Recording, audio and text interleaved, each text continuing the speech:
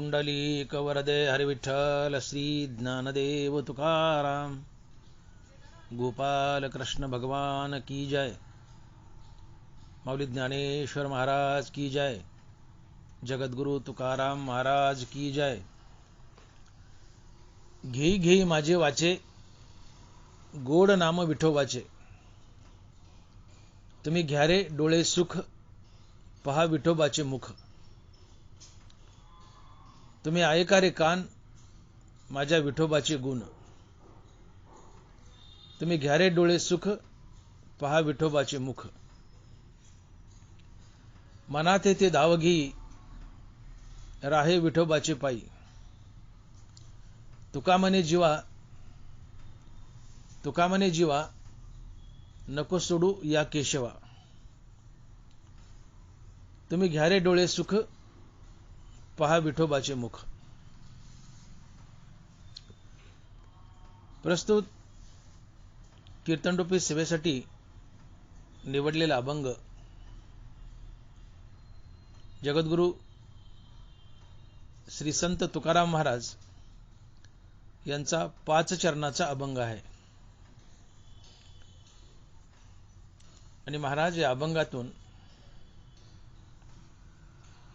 आपल्या इंद्रियांना विनंती करतायत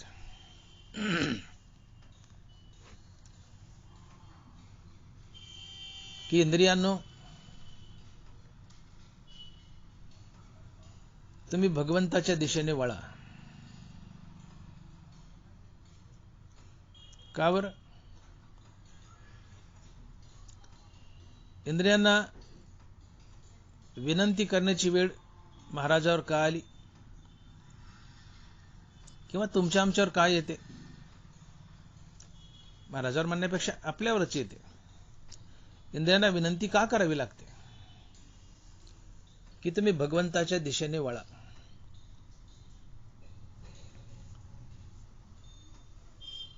तर याचं कारण निसर्गतः इंद्रियांची सारखी विषयाकडे धाव असते। इंद्रियांचा असा समज झालाय की सुख फक्त विषयातच आहे, इतरत्र कुठं सुखच मिळत नाही। ज्ञानोबा लिहित आहेत की या विषया वाचून काही अनेक सर्वथा रम्य नाही, ऐसा स्वभावची पाही इंद्रियांचा। या विषया वाचून काही अनेक सर्वथा रम्य नाही, ऐसा स्वभावची पाही इंद्रियांचा। की इंद्रियाशिवाय रम्य असं दुसरं काही नाहीच आहे। सुख आहे ते फक्त इंद्रियात आहे, इतरत्र कुठं सुखच नाही, असा या इंद्रियांचा पक्का समज झाला। सुख आहे ते फक्त विषयातच, इतरत्र कुठंच नाही, असा इंद्रियांचा पक्का समज झालाय। आणि म्हणून स्वभावताच निसर्गताच ही इंद्रिय विषयाच्या दिशेने सतत धावतात। त्यांना बराच लिहित आहेत की हितासी जे जे निके ते या इंद्रिया सदा दुखे। जे आमच्या हिताचे ते इंद्रियांना आवडत नाही। देवाची प्राप्ती आमचं हित आहे, पण इंद्रियाला म्हटलं का नाही चला आपण देवाच्या दिशेने जाऊ, ते इंद्रियांना दुःख होतं। आमच्या हिताचं आहे ते इंद्रियांना आवडत नाही। इंद्रियांना आवडतं ते फक्त विषय भोग। हितासी जे जे निके ते या इंद्रिया सदा दुखे। इंद्रियांना आम्ही विनंती केली की बाबांनो चला आपण देवाच्या दिशेने जाऊ, देवाची प्राप्ती करू, तर इंद्रियांना दुःख होतं। किती दुःख होतं? ज्ञानोबा वर्णन करतायत की इंद्रियांना विषयातून तोडताना इंद्रियांना किती दुःख होतं। माऊली लिहित आहेत, सारसाही बिघडता होय ओव्हावनी वत्स काढिता, नवे भनंगू दवडिता भानावरुणी। पै माये पुढोनी बाळक काळे नेता जे एक, होय का उदक तुटता मिनी। तसे विषयांचे घर इंद्रिया सांडिता थोर, युगांत होय ते वीर, विराग साहती. ज्ञानोबा आहे. या 3 वयातून ज्ञानोबा सांगतात की इंद्रियांना विषयातून तोडताना इंद्रियांना किती दुःख होतं. सारसाही बिघडता, होय ओहावनी वत्स काढिता. नवे भनंगू दवडिता, भानयावरुनी. ते सारस नावाचे एक पक्षी असते, चक्रवाक. ते मेल फिमेल नर मादी त्यांचा जर विरह झाला, ताटातूट झाली, तर ते एकमेकाला शोधत असतात. त्या शोधण्यात त्यांना जे भयानक दुःख होतं. किंवा गाईचं वासरू, गाईला प्यायला सोडले, गायीने पाना सोडलाय, वासरू पितय आणि पिता पिता त्या वासराला कासेतून बाजूला वढलं. किंवा 2 दिवसाचा उपवासी मनुष्य ताटावर बसलाय, तोंडात घास घालायचा की त्याला म्हणलं उठ, आणि ताटावरून उठवलं त्याला खात्या ताटावरून. या तिघांना जेवढं दुःख होतं तितकं दुःख इंद्रियांना विषयातून बाहेर काढताना होतं.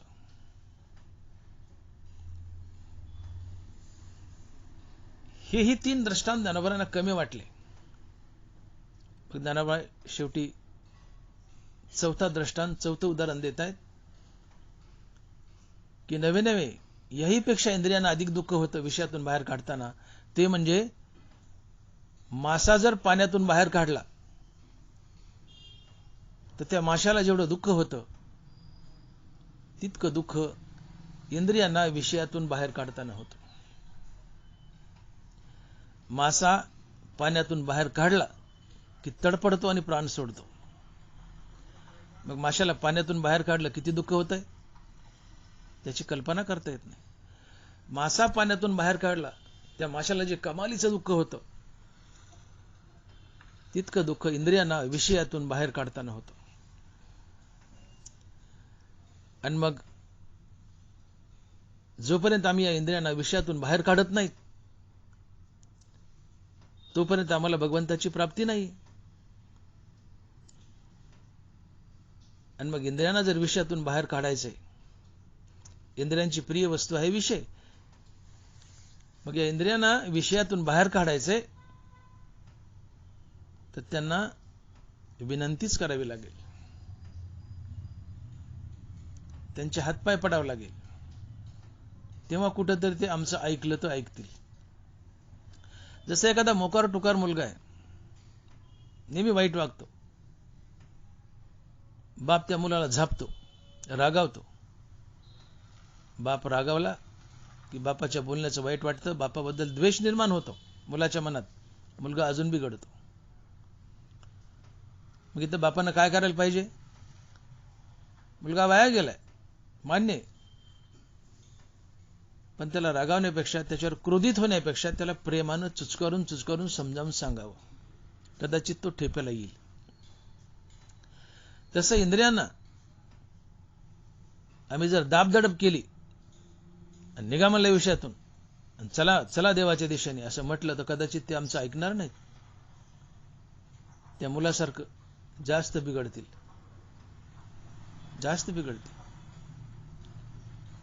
मग त्यांना चुचकारून प्रेमानं, विनंतीनं, गुडीगुडीनंच विषयातून बाहेर काढावं लागतं आणि देवाच्या दिशेने वळवावं लागतं. आणि इथे तुकोबरायाने हेच केले, इंद्रियांना विनंती केली आणि इंद्रिय विषयातून काढून देवाच्या दिशेने वळवली आहेत. का बरं इंद्रिय विषयातून का काढावी लागतात? कारण जोपर्यंत इंद्रिय विषय भोगतात तोपर्यंत तुमच्या हातून पाप पुण्याची निर्मिती होत राहते. आणि जोपर्यंत पाप पुण्याची निर्मिती तुमच्या जीवनात आहे तोपर्यंत तुम्हाला संसार बंधन आहे. कारण थोडे जरी पाप पुण्य तुमच्या जीवनात शिल्लक राहिलं तर ते तुम्हाला भोगूनच पार पाडावं लागतं. तुमचा मोक्ष आणि तुमचा देव तुम्हाला दुरावतो. नवरा लिहितात, अगा कर्मे जे वरावे तर तीही सुखदुःखी फळावे आणि तया ते भोगावया यावे देहा एका. अगदी थोडे मुंगीच्या पायात जरी पाप पुण्य शिल्लक राहिलं तर ते भोगावंच लागतं. ते भोगण्यासाठी पुन्हा पुन्हा जन्म धरावे लागतात. अगा कर्मे जे वरावे तर तीही सुखदुःखी फळावे आणि तया ते भोगावया यावे देहा एका.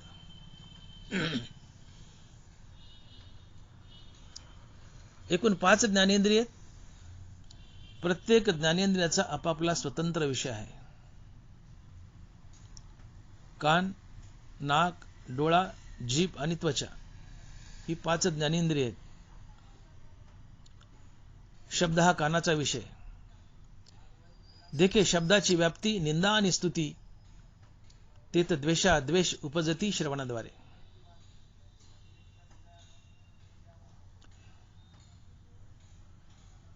रूप हा डोळ्याचा विषय. भैसूर आणि सुरेख रूपाचे स्वरूप देख जे उपजवी सुखदुःख नेत्रद्वारे. ज्ञानोबा आहे. रूप हा डोळ्याचा विषय. गंध हा नाकाचा विषय. सुगंधू आणि दुर्गंधू हा परिमळाचा भेदू. घ्राणाशु विषादू तोषू देता. गंध हा नाकाचा विषय.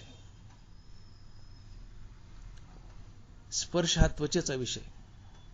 मृदू आणि कठीण स्पर्शाचे 2 गुण जेत वपुचे निसंगे कारण संतोष खेदा. चव हा जिभेचा विषय. तैसाची द्विविध रसू उपजवी प्रीती आणि त्रासू म्हणून हा अपभ्रंशू विषय सांगू. अशा प्रकारे 5 ज्ञानेंद्रिय आहेत आणि प्रत्येक ज्ञानेंद्रियाचा आपापला स्वतंत्र विषय. शब्द हा कानाचा विषय. शब्द हे 2 प्रकारचे, एक स्तुतीपर एक निंदापर. स्तुतीपर शब्द कानाच्या आवडीचा विषय, निंदापर शब्द कानाच्या नावडीचा विषय. रूपही 2 प्रकारचं, भैसूर आणि सुरेख. सुरेख रूप डोळ्याच्या आवडीचा विषय, भैसूर रूप डोळ्याच्या नावडीचा विषय. गंधही 2 प्रकारचा, सुगंध आणि दुर्गंध. सुगंध हा नाकाच्या आवडीचा विषय, दुर्गंध नाकाच्या नावडीचा विषय. स्पर्श 2 प्रकारचा, मृदू आणि कठीण. मृदू स्पर्श त्वचेच्या आवडीचा विषय, कठीण स्पर्श त्वचेच्या नावडीचा विषय. आणि चव 2 प्रकारची, अर्थात रस 2 प्रकारचा, एक गोड आणि दुसरा कडू. 6 आहेत पण 2च धरू आपण, गोड आणि कडू. गोड रस जिभेच्या आवडीचा विषय, कडू रस जिभेच्या नावडीचा विषय. इंद्रिय विषयात रत आहेत. निसर्गता इंद्रियाची ओढ विषय भोगाकडे आहे. कारण इंद्रियाचा समज झालाय की या विषया वाचून काही अनिक सर्वथा रम्य नाही ऐसा स्वभावची पाही इंद्रियाचा. या विषयाशिवाय इतरत्र जगात कुठं सुखच नाही असा इंद्रियांचा समज झाला आणि ते सारखे विषयाकडे धावत आहे. आणि इंद्रिय विषय सेविती तेत हर्ष शोक उपजती आणि अंतर अल्पयुती येणे संगे. इंद्रियाने विषय भोगला त्यातून पाप पुण्याची निर्मिती, सुख दुःखाची निर्मिती. आणि सुख दुःख भोगण्यासाठी मनुष्य संसार बंधनात पुन्हा पुन्हा जन्मतो मरतो, संसार बंधनात अडकतो. उदाहरण म्हणून तुम्हाला कानाचा विषय सांगतो की कानाचा विषय भोगला तर पाप पुण्याची निर्मिती कशी होती आणि मनुष्य संसार बंधनात कसा अडकतो. कान हा ज्ञानेंद्रिय. शब्द हा कानाचा विषय. शब्द हे 2 प्रकारचे, एक स्तुतीपर आणि एक निंदापर. स्तुतीपर शब्द कानाच्या आवडीचा विषय, निंदापर शब्द कानाच्या नावडीचा विषय. देखे शब्दाची व्याप्ती, निंदा आणि स्तुती तेत द्वेषा द्वेष उपजती श्रवणाद्वारे. श्रवणद्वार म्हणजे कान. कान ज्ञानेंद्रिय. शब्द हा कानाचा विषय. शब्द 2 प्रकारचे, एक स्तुतीपर आणि एक निंदापर. स्तुतीपर शब्द कानाच्या आवडीचा विषय, निंदापर शब्द कानाच्या नावडीचा विषय. उदाहरणार्थ एखाद्या माणसानं तुमची फार तोंड भरून स्तुती केली, तुमचं कौतुक केलं, तुमची वाहवा केली, तुम्हाला मोठेपण दिलं, तुमच्या पुढं पुढं केलं. तात्पर्य एखाद्या माणसाने तुमची स्तुती केली, तर ज्या माणसानं आपली स्तुती केली त्या माणसाबद्दल तात्काळ आपल्या मनात राग अर्थात प्रीती प्रेम निर्माण होतं. राग द्वेष म्हणतो ते राग. राग म्हणजे भांडण नाही, राग म्हणजे प्रेम. एखाद्या माणसाने तुमची खूप स्तुती केली, तात्काळ स्तुती करणाऱ्या माणसाबद्दल तुमच्या मनात राग अर्थात प्रेम प्रीती निर्माण होते. तुम्ही लगेच त्या माणसाच्या गळ्यात हात टाकता, त्याची चौकशी करता. का स्तुती ही माणसाला प्रिय आहे? किती प्रिय आहे स्तुती? माणसाला किती प्रिय आहे? स्तुती ऐकायला मेलेला मनुष्य उठेल, स्तुती ऐकली पुन्हा मरेल, इतकी स्तुती माणसाला प्रिय आहे. समोरच्यानं तुमची स्तुती केली आहे, तुमच्या कानानं स्तुती भोगली आहे, तात्काळ तुम्हाला स्तुती करणाऱ्याबद्दल राग अर्थात प्रेम निर्माण होईल. तुम्ही त्याच्या गळ्यात हात टाकाल, त्याची चौकशी कराल, कुठले काय, त्याच्याशी तुम्ही मैत्री कराल, त्याला तुम्ही हॉटेलमध्ये न्याल, चहा पाजाल, नाश्ता खाऊ घालाल, तुम्ही त्याच्याबरोबर सदवर्तन कराल आणि या सदवर्तनातून या सत्कर्मातून पुण्याचा जन्म होतो. पुण्य जन्माला आलं विषय भोगातून. आता एखादा मूर्ख माणूस आहे, तो तुमच्याशी वाईट वागला, तुम्हाला घाणघाण बोलला, तुमची निंदा केली, तुमच्या कुच्च्या केल्या, तर ज्यांनी तुमची निंदा केली, कानाने निंदा भोगली, वाईट बोललाय, कानाने निंदा भोगली, तर ज्यांनी तुमची निंदा केली त्या निंदा करणाऱ्याबद्दल तात्काळ तुमच्या मनात द्वेष निर्माण होतो. हा द्वेष क्रोधाला जन्म देतो. क्रोधामुळे तुमचा सारासार विचार नाहीसा होतो. त्यामुळे तुमची बुद्धी भ्रष्ट होते आणि तुम्ही समोरच्या मनुष्यासोबत गलिच्छ वर्तन करता, त्याला शिवीगाळ करता, हाणामार करता आणि या गलिच्छ वर्तनातून हाणामारीतून पाप जन्माला येतं आणि तुमच्या जीवनात पुण्य आणि पाप जन्माला आलं रे आलं की ते तुम्हाला भोगूनच पार पाडावं लागतं. आणि म्हणून ज्ञानोबा म्हणतायत की आगा कर्मे जिवरावे तैतीही सुखदुःखी फळावे आणि तया ते भोगावया यावे देहा एका. तुमच्या जन्मात तुमच्या जीवनात थोडंही पाप पुण्य निर्माण झालं किंवा शिल्लक राहिलं तर ते भोगण्यासाठी तुम्हाला पुन्हा पुन्हा जन्म धरावे लागतात आणि जन्म मरणाच्या फेऱ्यात अडकावं लागतं. कारण पाप पुण्य हे भोगूनच पार पाडावं लागतं. आगा कर्मे जेवरावे ज्ञानोबा बोलतायत. कान हा ज्ञानेंद्रिय. शब्द हा कानाचा विषय. शब्द दोन प्रकारचे, एक स्तुतीपर एक निंदापर. तुमच्या कानानं स्तुती भोगली आहे, ज्यांनी स्तुती केली त्याच्याबद्दल राग, रागातून सदवर्तन, सदवर्तनातून पुण्याचा जन्म. कुणीतरी तुमची निंदा केली आहे, कानानं निंदा भोगली आहे, निंदा करणाऱ्याबद्दल द्वेष, द्वेषातून क्रोध, क्रोधातून गलिच्छ वर्तन, त्यातून पापाचा जन्म.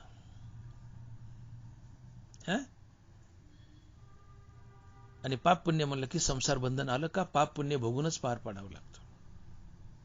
भगवंत याची साक्ष देत आहेत. ध्यायतो विषयान पुसा संगस्तेषु जायते संगात संजयाते कामा कामात क्रोधोबी जायते क्रोधात भवती सम्मोहा सम्मोहात स्मृती विभ्रम स्मृतिभंशात बुद्धिनाशो बुद्धिनाशात प्रणश्यति.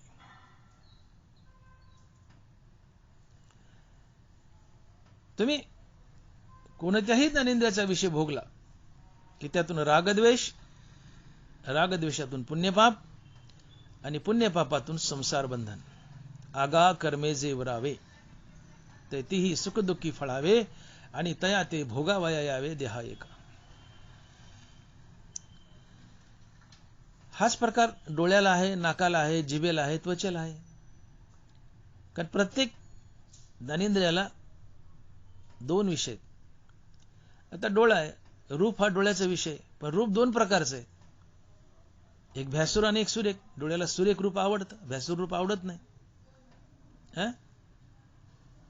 एखादी सुंदर व्यक्ती तुमच्या समोर आली, तुमचं मन प्रसन्न होतं, तुम्ही अट्रॅक्ट होतात, त्याच्याशी मैत्री करता, सदवर्तन करता, सदवर्तनातून पुण्य.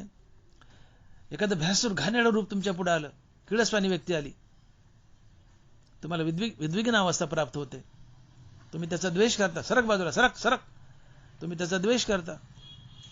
तुम्ही द्वेष केला की त्याला क्रोध, क्रोधातून सारासार विचार नाहीसा, बुद्धिभ्रष्ट, तो तुमच्याशी गलिच्छ वर्तन किंवा तुम्ही त्याच्याशी गलिच्छ वर्तन. गलिच्छ वर्तनातून पाप. नाकाचं सुगंध आणि दुर्गंध. सुगंध नाकाच्या आवडीचा विषय, दुर्गंध नाकाच्या नावडीचा विषय. बाजूला माणूस बसलाय, त्याने अत्तराचा बोळा तुमच्या मनगटावर चोळलाय, तुम्ही वास घेतला, तुम्ही म्हणता वाह सरक अलीकडं. तुम्ही मैत्री करता, सदवर्तन, सदवर्तनातून पुण्य, सदवर्तनातून पुण्य. पण बाजूला बसले ते पादलंय, शब्द गलिच्छ आहे पण सांगायला योग्य आहे. बाजूला बसलेलं पादलंय, त्यांनी तुमच्या नाकाला दुर्गंध दिला, पहिल्याने अत्तरचा सुगंध दिला, मैत्री झाली, सदवर्तन पुण्य, सदवर्तनातून पुण्य. पण बाजूला दुसरं बसलंय, ते पादलंय, त्यांनी दुर्गंध दिलाय, दुर्गंध नाकाच्या नावडीचा विषय. तुम्ही त्याला झापता. हीच वेळ सापडली का? कमी खाता येत नव्हतं का? कचकुलभर खाल्लंस, सारखा पादायलास, डोकं उठलंय, ओठीतून भाडव्या, त्याला घाणघाण बोलले, त्याला दुखवलं, गलिच्छ वर्तन केलं. गलिच्छ वर्तनातून पाप, पाप पुण्यातून संसार बंधन. आता त्वचा घ्या. मग आई असो, पत्नी असो, मृदू स्पर्श माणसाला किंवा त्वचेला आवडतो. पत्नीने प्रेमानं तुमच्या अंगावर हात फिरवलाय किंवा आईनं प्रेमानं हात फिरवलाय. मृदू स्पर्श त्वचेला आवडतो, कठीण स्पर्श त्वचेला आवडत नाही. पत्नीनं, आईनं, जी कोणी असेल, तुम्हाला मृदू स्पर्श केलाय, कुरवाळलाय, तिच्याबद्दल राग, रागातून प्रेम, प्रेमातून सदवर्तन, सदवर्तनातून पुण्य. पण कुणी तुम्हाला काठीने हाणलंय, कठीण स्पर्श केला त्वचेला, काठीनेच हाणलंय, लाथाने, मुक्याने, काठीने. ज्यांनी काठीने हाणलंय तर त्वचेला कठीण स्पर्श आवडत नाही. मृदू स्पर्श त्वचेच्या आवडीचा विषय, कठीण स्पर्श त्वचेच्या नावडीचा विषय. तुम्हाला काठीने हाणलंय, ज्यांनी हाणलंय त्याच्याबद्दल द्वेष, द्वेषातून क्रोध, क्रोधातून गलिच्छ वर्तन, गलिच्छ वर्तनातून पाप. पुण्य पाप म्हणलं की भोगूनच पार पाडावं लागतं. संसार बंधन आलंच. अगा कर्मे जेवरावे. आता राहिली जीभ. जिभेची चव हा जिभेचा विषय, पण चव दोन प्रकारची, रस दोन प्रकारची. तसे सहा आहेत, कटवमलं लवण, पण दोन धारा. जिभेला गोड रस आवडतो, कडू रस आवडत नाही. एखाद्या माणसानं तुम्हाला मिष्टान्नाची पंगत दिली आपल्या घरी नेऊन, तुम्ही प्रसन्न होता, त्याच्याबद्दल राग, प्रीती, प्रेम, तुम्ही त्याच्याशी सदवर्तन करता, मैत्री करता, त्या सदवर्तनातून पुण्याचा जन्म. पण एखाद्याने अतिशय घाणेरडं, अतिशय घाणेरडं, जुनं खरकट मरकट कसले घाणेरडं जेवण घातले, ज्याला चवच नाही, तुम्हाला त्याच्याबद्दल द्वेष, द्वेषातून क्रोध, क्रोधातून गलिच्छ वर्तन, गलिच्छ वर्तनातून पाप, पाप पुण्य म्हणलं की भोगावंच लागतं. संसार बंधन आलंच. आगा कर्मे जेवरावे. अशा प्रकारे ही 5 ज्ञानेंद्रिय आहेत आणि प्रत्येक ज्ञानेंद्रियाचा आपापला स्वतंत्र विषय आहे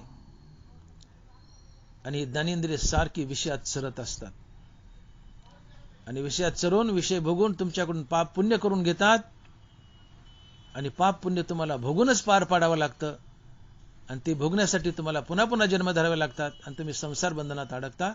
84 लक्ष योनी फिरत असतात. तुमचा देव आणि मोक्ष दुरावतो.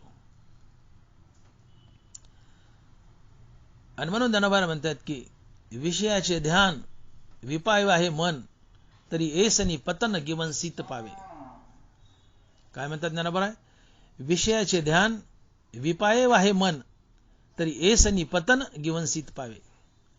साधं विषयाचं ध्यान जरी मनात आलं, विषय भोगल्या तर पाप पुण्य होईल, पण विषयाचं ध्यान जरी मनात आलं तर एसनी पतन गिवन सीत पावे. विषयाचं ध्यान मनात आलं, विषयाचं चिंतन केलं की हे मन तुम्हाला विषयाकडे खेचून नेतच, विषय भोगायला लावतच, पाप पुण्याची निर्मिती करतच आणि तुम्हाला संसार बंधनात अडकवतच. देव दुरावला, मोक्ष दुरावला. विषयाचे ध्यान विपाये वाहे मन, तरी एसनी पतन गिवन सीत पावे. अर्थात जो मनुष्य ज्ञानेंद्रियाचे विषय भोगतो त्याचं पतनच होतो, तो नरकालाच जातो. आणि म्हणून जोपर्यंत तुम्ही विषयाचा त्याग करत नाहीत तोपर्यंत तुम्हाला सद्गती लाभू शकत नाही. आणि म्हणून ज्ञानोबा म्हणतात की म्हणून आपली आपण पिया, जरी इंद्रिय येती आया, तरी अधिक काय धनंजया सार्थक वासे. मानवी जीवनातलं सर्वात मोठं सार्थक जर काय असेल तर इंद्रियावर ताबा मिळवणं. आपुली आपण पेया जरी इंद्रिय येती आया, तरी अधिक काय धनंजय सार्थको असे. अरे यापेक्षा काय मोठं सार्थक आहे? कोणतं? की आपण आपली इंद्रिय जिंकणं. पण मनुष्य जीवनातील सर्वात मोठं सार्थक जर काय असेल तर आपण आपल्या इंद्रियावर ताबा मिळवणं, आपण आपली इंद्रिय जिंकणं. का? इंद्रियावर ताबा मिळवला, इंद्रिय जिंकली की आपण इंद्रिय विषयातून काढू शकतो आणि भगवंताच्या दिशेने नेऊ शकतो आणि आम्हाला भगवंताची प्राप्ती सुलभ होते, आम्हाला मोक्ष मिळतो, देव भेटतो. आणि म्हणून जोपर्यंत तुम्ही इंद्रियाच्या अधीन आहेत, इंद्रियाचे दिने आम्हा केले नारायणे. नारायण अर्थात मूळच आम्हाला निसर्गात आम्ही इंद्रियाच्या अधीन आहोत, इंद्रियाच्या दीन आहोत, इंद्रियाचा पगडा आहे आमच्यावर, आम्ही इंद्रियाचे गुलाम आहोत. इंद्रिय आमचा मालक आहे. इंद्रिय जसे नाचवतील तसं आम्ही नाचतो, विषय भोगतो. आणि मग जोपर्यंत विषय भोगतात, ज्ञानोबा बोलतात की पतंगा दिपी आलिंगन ते तर त्यासी अचूक मरण, ती विषयाचरण आत्मघाता. ऐका हो नीट. पतंगा दिपी आलिंगन ते तर त्यासी अचूक मरण, ती विषयाचरण आत्मघाता. ते पतंग नावाची पाकोळी असते, तिला वाटतं मी दिव्याला विजवील, ती दिव्यावर झडप घालायला जाते, पण अचूकरित्या ती पाकोळीच मरती, तो पतंग मरतो. तसं तुम्ही विषयात चरले की तुमचं मरण अर्थात तुमचं पतन अचूकरित्या होतं. पाकोळी दिव्याला विजवायला गेली की तिला जळावं लागतं. तुम्ही विषय भोगले की तुम्हाला जळावं लागतं, अर्थात तुम्हाला नरकालाच जावं लागतं. ती विषयाचरण आत्मघाता. तुम्ही विषय भोगले की तुमचा आत्मघातच होणार, तुम्ही नरकालाच जाणार. आणि म्हणून विषयाचे ध्यान विपाय आहे मन, तरी ऐसनी पतन गिवंसित पावे. जो मनुष्य ज्ञानेंद्रियाचे विषय भोगतो तो नरकालाच जातो. मी बोललो सगळ्या ज्ञानेंद्रियाचा विषय सांगितला. बघा, कानाने निंदा स्तुती भोगली, स्तुती भोगली पुण्य, निंदा भोगली पाप. आणि पदरी पाप असेल तर तुम्हाला नरकालाच जावं लागेल, नरकालाच जावं लागेल.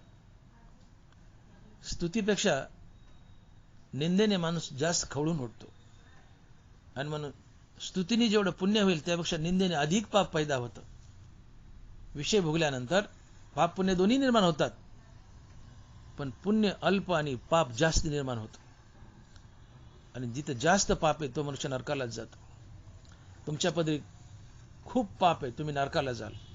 तुमच्या पदरी खूप पुण्य आहे, स्वर्गाला जाल. तुमच्या पदरी पाप पुण्य समान आहे, तुम्ही पुन्हा मनुष्य व्हाल. तुमच्या पदरी पाप पुण्य शिल्लक नाही, तुम्ही मुक्त व्हाल. आणि म्हणून नाथ महाराज म्हणतात की सुकृत दुष्कृत समान समी, तेची पाविजे मनुष्य भूमी, जे पडे विषमी ते स्वर्गग्रामी का नरके. विषयात चरले, विषयात विषय भोग घेतला की पुण्य पाप दोन्ही निर्माण होतं, पण पुण्य कमी प्रमाणात, पाप अधिक प्रमाणात. आणि पाप खूप प्रमाणात असलं की तुमचं पतन होतं, तुम्हाला नरकालाच जावं लागतं. आणि म्हणून ज्ञानोबा शब्द करतायत, शब्दप्रयोग करतायत की विषयाचे ध्यान विपाय आहे मन, तरी ऐसनी पतन गिवंसित पावे. विषय भोगल्यावर तर ठीक आहे, पतन असेल, पण विषयाचं ध्यान जरी मनात आलं तर तुमचं पतन ठरलेलं आहे. तात्पर्य विषय भोगातून तुमचं पतन होतं, तुम्ही नरकालाच जाता, कारण विषयातून पापाची खूप मोठ्या प्रमाणात निर्मिती होती. पुण्य कमी पण पाप जास्त निर्माण होतं आणि पाप तुम्हाला नरकाला नेतो. आणि म्हणून जोपर्यंत विषय चरण आहे, विषय भोग आहे, इंद्रिय विषयात रममान आहेत, तो पण पाप घडणारच. पाप पुण्य दोन्ही आहे, पण पाप कमी, पुण्य कमी, पाप जास्त होणार. हे पाप तुम्हाला नरकालाच नेणार. मग तुम्हाला देव कधी भेटणार? मग तुमच्या भगवत प्राप्तीला आडवं येते कोण? प्रामुख्यानं तर ज्ञानेंद्रियाचा विषय भोग. पाप दोन गोष्टीमुळे जन्माला येतं. एक ज्ञानेंद्रियाचा विषय भोग, जे आपण आता बोललो, आणि दुसरं आपली बरे वाईट कर्म, नित्यनैमित्तिक कर्म, त्यातून पुण्य जन्माला येतं. काम्य कर्म, त्यातून पुण्य जन्माला येतं. निषिद्ध कर्म, त्यातून पाप जन्माला येतं. कर्मातून पाप पुण्य जन्माला आलं, विषय भोगातून पाप पुण्य जन्माला आलं. आणि म्हणून जोपर्यंत तुम्ही विषय भोगत राहाल तो पुण्य आणि पापाची निर्मिती, पुण्य पापाची निर्मिती म्हणलं की संसार बंधन आलंच. तुम्हाला चुकूनही मोक्षाने देव मिळणार नाही. मग परमार्थाची खरीखुरी व्याख्या जर करायची असेल तर जीवन पाप पुण्यरहित होण्यासाठी आयुष्यभर केलेली रामनामाची साधना म्हणजेच परमार्थ.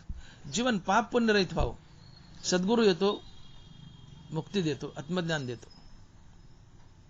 मी बोललो, पदरी गडगंजे पाप आहे नरकाला जाल, पदरी गडगंजे पुण्य स्वर्गाला जाल, पाप पुण्य समाने पुन्हा मनुष्य व्हाल, पाप पुण्य शिल्लक नाही मुक्त व्हाल.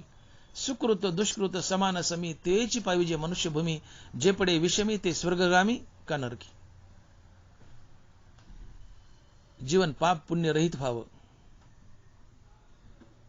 मुक्ती लाभते, सद्गुरू शोधत येतो, आत्मज्ञान शोधत येतं, देव शोधत येतो, सगळं मिळतं. जीवन पाप पुण्य रहित व्हावं. पण तुम्ही विषय भोगत असाल तर जीवन पाप पुण्य रहित कधी होत नाहीच. कारण विषय सेवनातून, ज्ञानेंद्रियाच्या विषय सेवनातून पाप पुण्याची सातत्याने निर्मिती होते. आणि पाप पुण्य जर जीवनात निर्माण झालं तर ते भोगावंच लागतं, भोगावंच लागतं. आगा कर्मे जेवरावे ते तीही सुख दुःखी फळावे, आणि तया ते भोगावया यावे देहा एका. आणि म्हणून आम्ही ज्ञानेंद्रियाचे गुलाम आहोत. ज्ञानेंद्रिय विषयात चरतात, विषय भोगतात, आणि या विषय भोगातून पाप पुण्याची निर्मिती करतात. हे पाप पुण्य भोगावंच लागतं, आणि आम्हाला संसार बंधनात अडकावंच लागतं. आमचा देव दुरावतो, मोक्ष दुरावतो. आणि म्हणून की निसर्गता स्वभावता या इंद्रियांना जी विषयाची ओढ आहे, यांना विषयातून काढायचं आणि देवाच्या दिशेने जोडायचे. यासाठी यांना विनंतीच करावी लागेल. पोरग लय बिघडले, हाणून मारून ठेपायला येत नाही, त्याच्या पायाच पडावं लागेल बापाला, चुच करून गुडी गुडीन त्याला ठेपायला आणावं लागेल. तसं इंद्रियांनाही चुच करावं लागतं, विनंती करावी लागते की ज्या ज्या अभंगातून तुकोबराय करतायत. काय विनंती केली? पहिली विनंती, घी घी माझे वाचे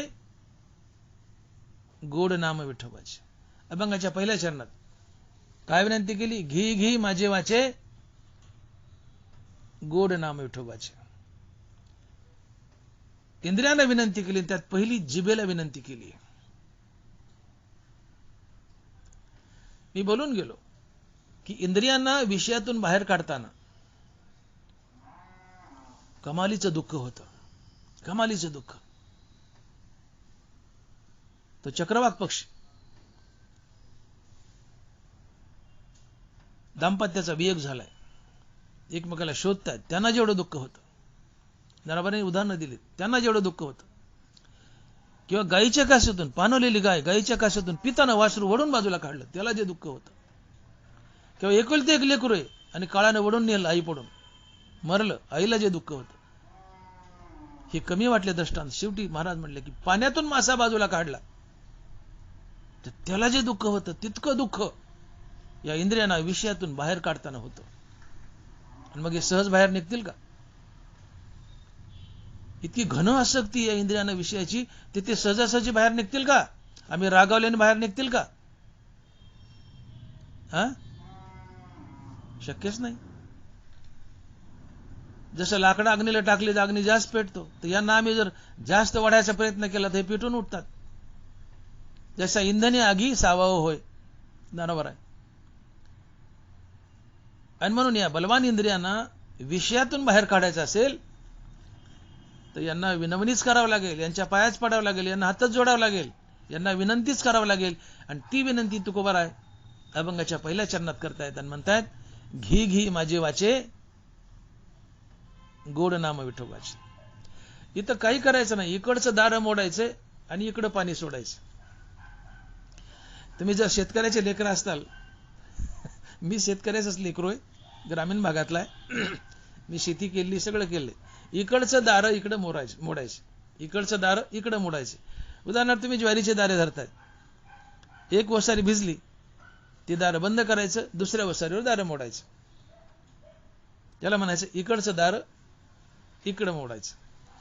तसं इंद्रिय विषयातून काढायची आणि भगवंताच्या दिशेने वळवायची. पण ही वळवताना इंद्रियांना विनंती करून वळवायची, त्यांच्यावर दादागिरी करायची नाही. ते ऐकत नाहीत, मग ते पेटून उठतात. जसं मी बोललो, जसे इंधने आगी सावा होय, अग्नी लाकडं टाकली होती विजत नाही, जास्त भडकते. इंद्रियावर दादागिरी केली, हे चाल नाही मला की ते जास्त भडकत. ते म्हणतात असं आहे का? मग त्यांना चुचकारून प्रेमानं पाया पडूनच घ्यावं लागतं, हात जोडूनच आणावं लागतं. म्हणून ही विनंती, घे घे माझे वाचे, घे घे माझे वाचे गोड नाम विठोबाचे. हे जिभे, महाराज म्हणतात, हे जिभे, अगं काय काय विषयात पडले त्या, 5 ज्ञानेंद्रिय आहेत, 5 विषय आहेत, काय पडले त्यात? तू ये ना, बघ ना, माझ्या विठ्ठलाचं नाव सुद्धा किती गोड आहे, बघ ना घेऊन तू. तुला विषय आवडतात ना बाई, हरकत नाही, पण एखाद्या वेळेस ये ना ग इकडं, एकदा माझ्या विठ्ठलाचं नाव घेऊन बघ. अशी तिला विनंती करावी लागते आणि तेव्हा ती जीभ पटते. आपण नाही का म्हणतो ते माणूस पटला, आता ती पटली म्हणत नाही पण माणूस पटला एवढं म्हणतो, तेव्हा एखादा मनुष्य पटतो. तशी ती जीभ आपल्याला पटते, तिला हातपाय पडल्या विनंती केल्यावर. ये ना ग बाई, काय त्या विषयातच लय मजा आहे ग. तिला म्हणलं ना, जिबे बेशरम, काय त्या विषयात चर्चे का, चलो माघारी, हे देवाकडं. ती म्हणते असं वय, तुझ्याकडे बघते. तिला जास्त जोर येतो, ती जास्त विषयात जाते. मग तिला हात जोडायचे, बाई जिबे माय, जिब ताई, थोडं या ना आमच्या पांडुरंगाकडं, आमच्या विठ्ठलाचं नाव सुद्धा फार गोड आहे, एकदा घेऊन बघा ना. आणि मन महाराज म्हणतात की घे घे माझे वाचे, गोड नाम विठोबाचे. हे जिबे ये ना ग, बघ ना माझ्या विठ्ठलाचं नाव घेऊन, किती गोड आहे, तुला आवडेल बघ. अशी विनंती केल्या कुठं एखाद्या वेळेस जीभ आमच्या ऐकण्यात येते आणि देवाच्या दिशेने वळते, मग विठ्ठलाचं नाव घेऊ लागते. पहिली विनंती जिभेला केली. जीभ हा सर्वात बलवान ज्ञानेंद्रिय आहे.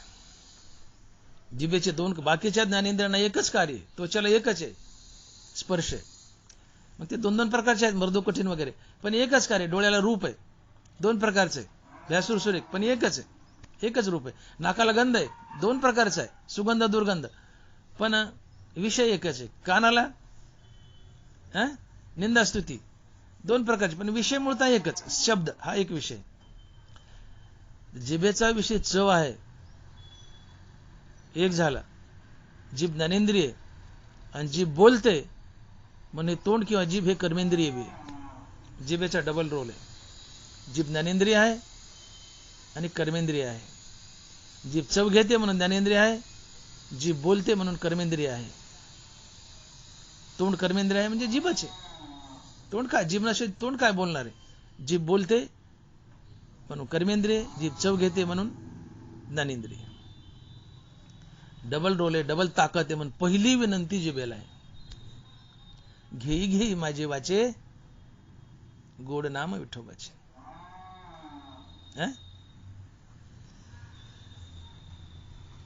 जगामध्ये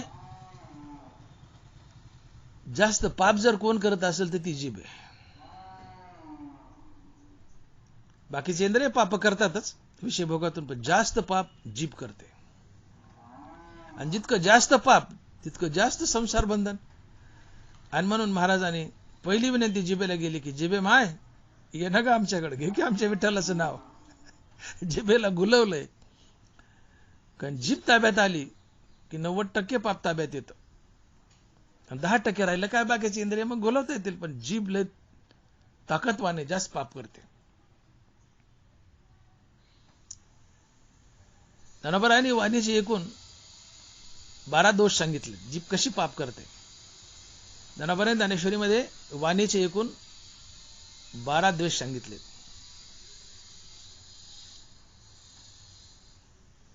विरोधू वादबळू, प्राणी ताप ढाळू, उपहास छळू, वर्मस्पर्शू, आटू वेगू विंदानू, आशा शंका प्रतारणू, हे संन्यासिले अवगुणू, जी आवाचा.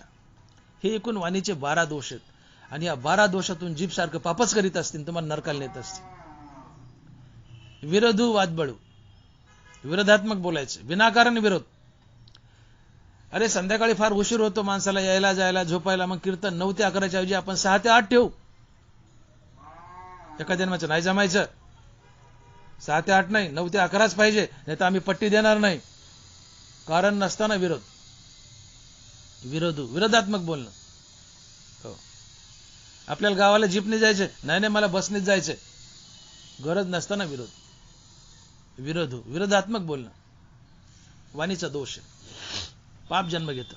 विरोधू वादबळू, वाद उभा राहिला असं बोलायचं, घाण घाण घाण घाण अश्लील शिव्या द्यायच्या, गटुड्यातल्या घाण घाण शिव्या द्यायच्या, वाद उभा राहिला असं बोलायचं. विरोधू वादबळू. प्राणी ताप ढाळू, संताप येईल असं बोलायचं. बाप दारात उभा आहे, आई घरात स्वयंपाक करते, मुलगा मध्ये उभा आहे. बाप मुलाला म्हणतो पप्या आईला बोलवर तुझ्या. मुलगा आईकडे गेला, म्हणतो आई तुला बोलवलंय. आई म्हणते कोणी? तर मुलगा म्हणतो तुझ्या नवऱ्याने. बरं का?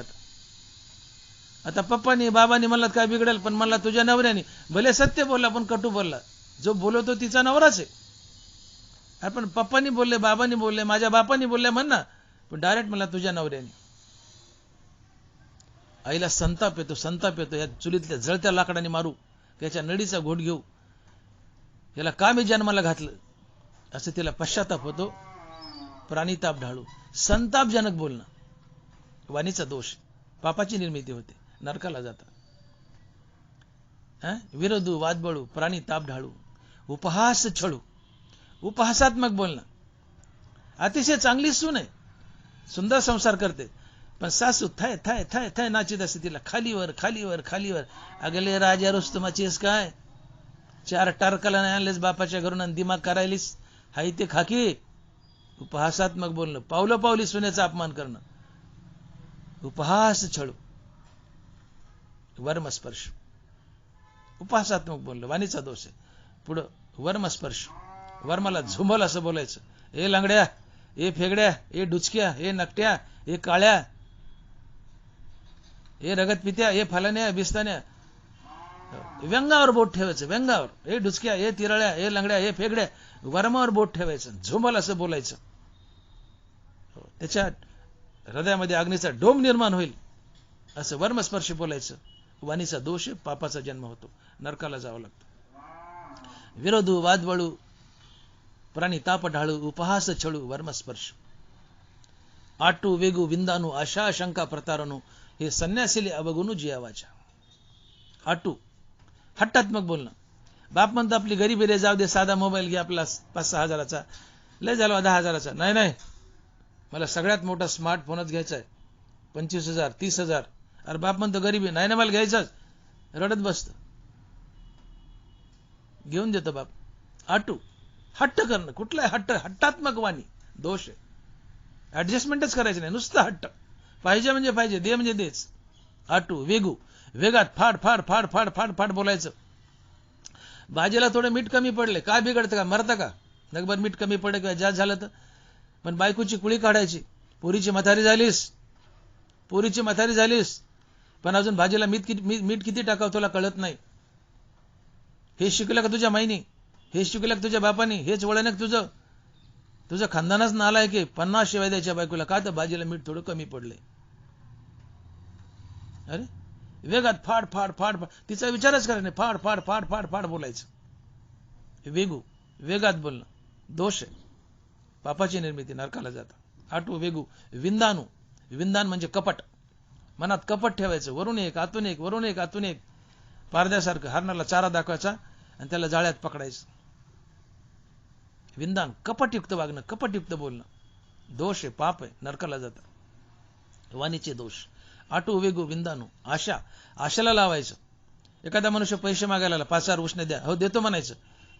आणि तो ज्यावेळेस मागायला येईल त्यावेळेस माझं नाही रे पोराची फीस भरायची, मी पाठवून दिली, माझं रुपया राहिला नाही, घरात आहेत पण द्यायचे नाही. आशाला लावायचं, हो म्हणायचं आणि द्यायचं नाही. आशा, शंका, शंकायला असं बोलायचं. अहो काय विचारता, पोरगी एवढी सुंदर आहे, काय पोरगी म्हणता, चांदीसारखी, एवढी पोरगी सुंदर आहे, पण नुसतं पण म्हणायचं का बसायचं. आता पोरगी चांदीसारखी सुंदर आहे, पण म्हणलं की समोरच्या पार्टीला शंका येते. पण मग हिचं चारित्र्य खराब आहे का, कैला अंतस्थ कथा, गुप्त रोग आहे का मोठा शरीरात, काहीचं खानदान खराब आहे, हिचं आचरण खराब आहे, अशा शंका येत्या. सूर पण मोडतं.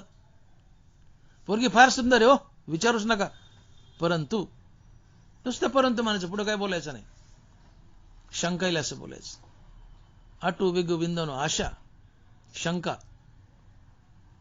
प्रतारणू, फसवायचं. मनुष्य मांजर शिंब्याला उभा आहे आणि तो म्हणतो बीडचा रस्ता कोणता हो, तर त्याला सोलापूरचा रस्ता दाखवायचा.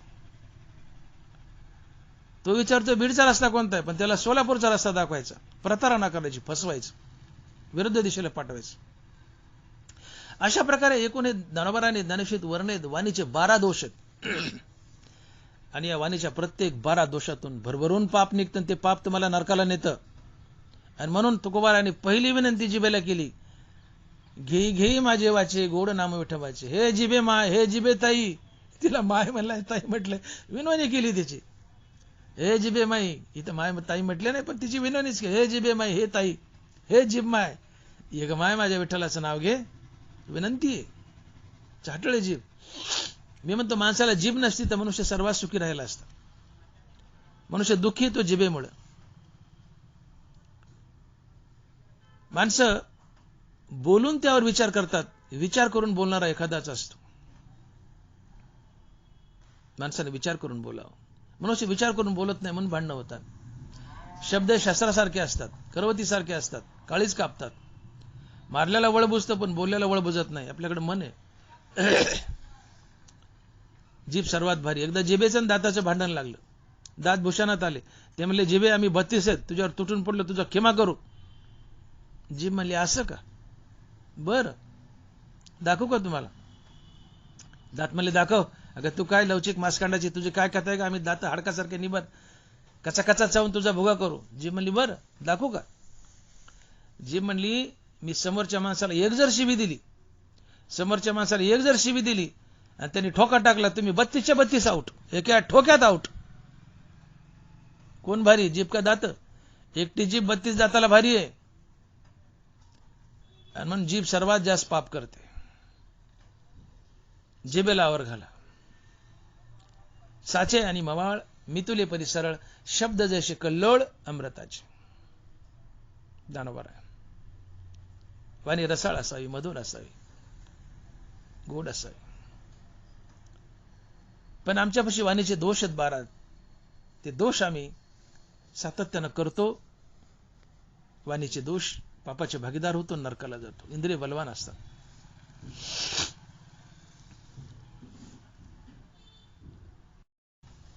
म्हणून जिभेला आवर घाला. जिभेला आवर घाला. बोलण्याच्या बाबतीत आणि खाण्याच्या बाबतीतही. जीभ बोलायलाही मोकार सोडू नका आणि जीभ खायला अर्थात चरायलाही मोकार सोडू नका. ज्ञानोबराय बोलतायत, श्रोत्रादी इंद्रिय आवृत्ती परी रसने नियमून करती, ते सहस्रदा कवळी जिती विषयी. लक्ष द्या ज्ञानोबराच्या वयाकडे. श्रोत्रादी इंद्रिय आवृत्ती परी रसने नियमून करती, ते सहस्रदा कवळी जती विषयी. ना तरी वरीवरी पालवी खुडीजे आणि मुळी तरी उदक घालीजे, मग कैशेनी नाशू निपजे वृक्षातया. ते उदकाच्या निबळे आदिके आडवेनी अंगे फाके, तैसा मानसी विषय पोखे रसनेद्वारे. हे वाक्य महत्वाचे. तैसा मानसी विषय पोखे रसनेद्वारे. जीभ मोकार सोडू नका. बोलायलाही मोकार सोडू नका आणि खायलाही मोकार सोडू नका. का? तैसा मानसी विषय पोखे रसनेद्वारे. बोलायला मोकार सोडी, ती चाटळसारखं बोलील, वाणीचे जे दोष आहेत 12 ते करल, पाप करल, तुम्हाला संसार बंधनात बांधेल. पाप भोगावंच लागतं, मोक्ष दुरावेल. बोलायला मोकार सोडली, संसार बंधनात बांधते. चरायला खायला मोकार सोडली, संसार बंधनातच बांधते. का? तैसा मानसी विषय पोखे रसनेद्वारे. आम्ही साधक लोक सगळे ज्ञानेंद्रिय आवरतो. श्रोत्रादी इंद्रिय आवरती परी रसने नियमून करती आणि सहस्रदा कवळी जिती विषयी. जर जीभ चरायला खायला मोकळी सोडली तर ती विषयात बांधते. विषय बलवान होतात, विषय पुष्ट होतात. आणि ज्याचे विषय पुष्ट आहेत त्याला देव दुरावतो, त्याचं पतन होतं. आणि म्हणून साधारण जीवनात सोडावं, पण परमार्थिकाने सुद्धा चुकूनही जिभेचे लळे पुरवू नयेत. साधारण जीवाचं सोडून द्या, पण जे परमार्थाला लागतात, परमार्थाला लागलेत, त्यांनी जिभेचे लाड करू नका. मोठी गंमत असते. आम्ही महाराज लोक कीर्तनकार, प्रवचनकार, एखाद्या गावात कीर्तनला गेलो तर लोकांची एक भावना असते की महाराजांनी आमच्या घरी यावं,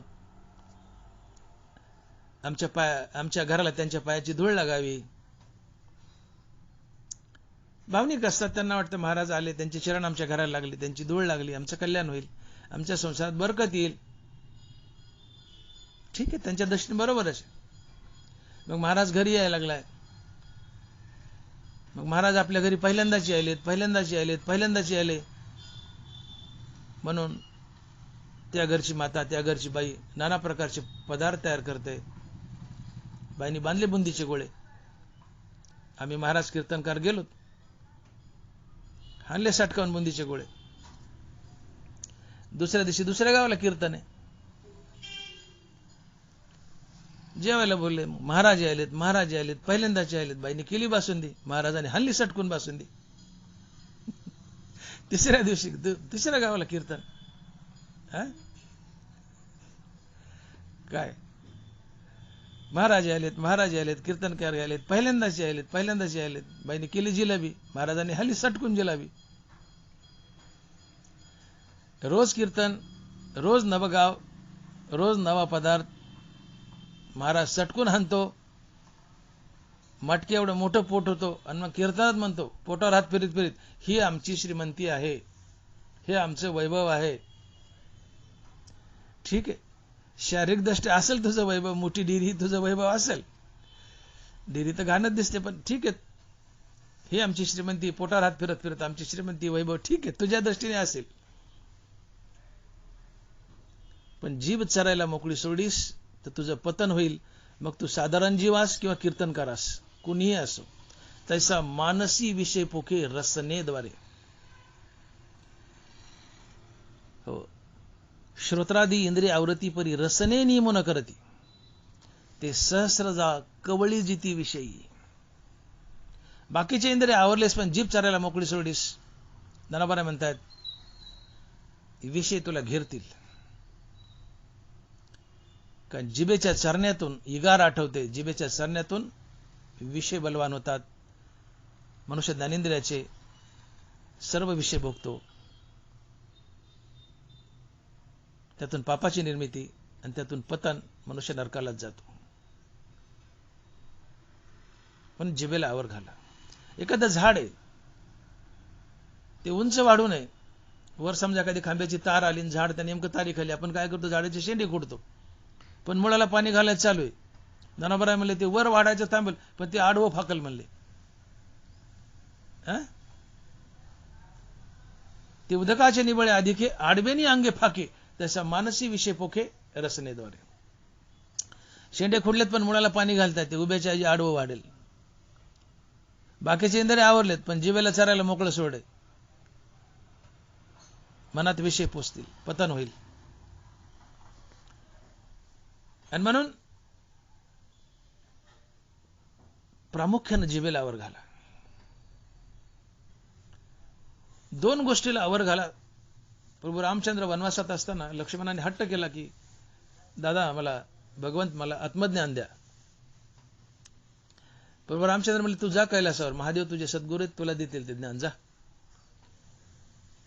लक्ष्मण भगवान शंकराकडे चाललाय आणि लक्ष्मण येतोय हे भगवान शंकरानं ओळखलं, पाहिलं. भगवान शंकर उठले, विवस्त्र झाले, एका हातात जीभ धरली, एका हातात लघवीची जागा धरली आणि उभे राहिले. लक्ष्मणाला ते किळसवानं वाटलं. तो भगवान शंकराला न बोलता माघार निघून आला आणि प्रभू रामचंद्राकडे तक्रार केली. म्हणले, असा कुठे किळसवाना देव असतो का? असं केलं म्हणले त्यांनी. रामचंद्र हसले आणि म्हणाले, अरे लक्ष्मणा, त्यांनी तुला आत्मज्ञानच शिकवलं. म्हणले, कसं काय?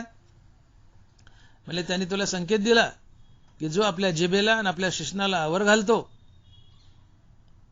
त्याला लवकरात लवकर आत्मज्ञान होतो आणि तो देव बनतो, तो मुक्त होतो. जिभेला आणि शिश्नाला आवर घाला, लवकर मुक्त व्हाल, सद्गुरू आणि देव लवकर भेटतील. जिभेला आवर घाला. आणि म्हणून दानवाराचे इथं हट्ट आहे की इंद्रिय बलवान आहेत, त्यात जीभ सर्वात बलवान आहे. बाकीच्या इंद्रियांना तुम्ही तोडले, येरा इंद्रिया विषय तुटे पर नियमू नये रस हटे. बाकीच्या इंद्रियांना तोडले पण जीवेला फारसं नियमन केलं नाही. तर विषय बलवान होता. जीभ चारायला मोकळी सोडू नका. इगारा आठवते. इगारा नवीन शब्द आहे पण आहे ग्रामीण भागात. इगारा आठवते. जीभ चारायला मोकळी सोडली की इगारा आठवते. सर्वप्रथम जिभेला आवर घाला. जिभ या पाची ज्ञानेंद्रियात सर्वात बलवान आहे. सर्वात जास्त पाप करते. तिला दुहेरी कर्म आहे. ती चवही घेते आणि बोलतेही आणि दोन्ही प्रकारे पाप करते आणि तुम्हाला नरकाला धाडते. आणि म्हणून ही जी जीभ आहे, जे ज्ञानेंद्रिय आहे, त्यातली जी जीभ आहे ही बलवान आहे. जास्त पाप करते. डबल पाप करते. सर्वात जास्त पाप करते आणि तुम्हाला संसार बंधनात बांधते. आणि म्हणून या जिभेला पहिली विनंती केली तुकोबारायने की घे घेई माझे वाचे गोड नाम विठोबाचे. घे घे माझे वाचे गोड नाम विठोबाचे. हे जिभे, तू विषयात रहतेस, विषय भोगतेस, पण तुला विनंती केली की माय जिभे एकदा येऊन बघ ना, आमच्या विठ्ठलाचं नाव घेऊन बघ ना. एकदा घेऊन तर बघ तुला आवडते का. आणि मग जीभ विनंती केल्यावर, तिच्या दादागिरी करायची नाही, तिला विनंती केल्यावर, विनवणी केल्यावर ती येते आणि विठ्ठलाचं नाव घेते. आणि विठ्ठलाचं नाव घेतलं की तिला हळूहळू कळतं की विठ्ठलाच्या नामातही गोडी आहे. मग मी विषयाकडे का धावते. मग ज्ञानोबा म्हणतात की जे जे का निमित्त देखेल माझे सुख ते तुले अरोचक विषय घेईल. जीभ एकदा विनंती करून भगवंताकडे आणली आणि विठ्ठल नाम घेऊ लागली की तिला कळतं की विठ्ठल नामातही गोडी आहे. विठ्ठल नामातही गोडी आहे आणि सर्वात जास्त गोडी आहे. आणि मग ती म्हणते रामरसाचे चवी आनरस रुचती केवी. रामरसाचे चवी आनरस रुचती केवी. मग ही जीभच म्हणते, जी विषयात चरत होती ती आता इकडे आली, विठ्ठल नाम गेली आणि तिला विठ्ठल नामातही गोडी आहे कळालंय. ती विठ्ठल नामाला चटावली की तीच जीभ म्हणते मग रामरसाचे चवी आनरस रुचती केवी. आता तीच जीभ म्हणते की रामरसासारखं चवदार तर काही नाही, सगळ्यात चवदार आहे. आणि म्हणून आपल्या जिभेला आपण प्रश्न करावा की जिभे, अनंत काळापासून अनंत यवनीत मी फिरत आलोय आणि जिभे तू माझ्या सोबत आहेस. प्रत्येक यवनीत काही ना काही खात आलीस. तर या सगळ्या यवनीतलं तुला सगळ्यात जास्त गोड काय लागलं. तर आमच्या जिभेने म्हणावं की मनुष्य यवनीतलं रामनाम मला सगळ्यात गोड लागलं. रामरसाची चवी आनरस रुचती केवी. रामरस, मनुष्य यवनीतला रामरस अर्थात रामनाम मला सर्वात गोड लागलं. हे आमरस सुधारस हे पडतूच आहेत रामरसापुढे. सर्वात गोड रामरस आहे. रामरसाची चवी आनरस रुचती केवी. ही जीभच म्हणते मग रामरस सर्वात गोड आहे. आणि एकदा रामरसाची गोड लागली मग ज्ञानोबा म्हणतात की जे जे का निमित्त देखेल माझे सुख ते तुले अरोचक विषय घेईल. विठ्ठल नामात रामनामातही गोडी जिभेला कळाली की ती रामनामाला विठ्ठल नामाला चटावेल आणि तिला विषयाचा संसाराचा तिटकारा येईल. आणि विषयाचा संसाराचा तिटकारा येणं हे वैराग्य असते. वैराग्यानं देव भेटतो ते हे विषय वैराग्य, जे आत्मलाभाचे भाग्य येणे ब्रह्मानंदा योग्य जीव होती. आणि मग जसा शरद कालुरगे सरिता ओहटू लागे तसे चित्त काढेल वेगे प्रपंचोनी. जसे भोगातून निघता चित्त मज माझी रिगता हळूहळू पंडू सुता मीची होसी, मीची होसी. आणि मग जिभेला कळालं, जीभ हळूहळू विठ्ठल नाम घेऊ लागली. तिला कळालं की विठ्ठल नामात खरंच गोडी आहे, सगळ्यात जास्त गोडी. ती विठ्ठल नामाला चटावते. तिला संसाराचा विषयाचा तिटकारा येतो. शरद ऋतू आला जशा नद्या आटू लागतात मग आपलं चित्त प्रपंचाला आटू लागतं. चित्त प्रपंचाला आटणं, विषयाला आटणं हे वैराग्य असतं. वैराग्यानं देव भेटतो. आणि मग हीच जीभ हरिनाम घेऊ लागली. तिला हरिनामात विठ्ठल नामात गोडी कळालं. तिला विठ्ठल नामाची चटक लागते. विषयाचा संसाराचा तिटकारा येतो आणि ती पांडुरंगाच्या दिशेने वाटचाल करते तुमच्या चित्ताला घेऊन.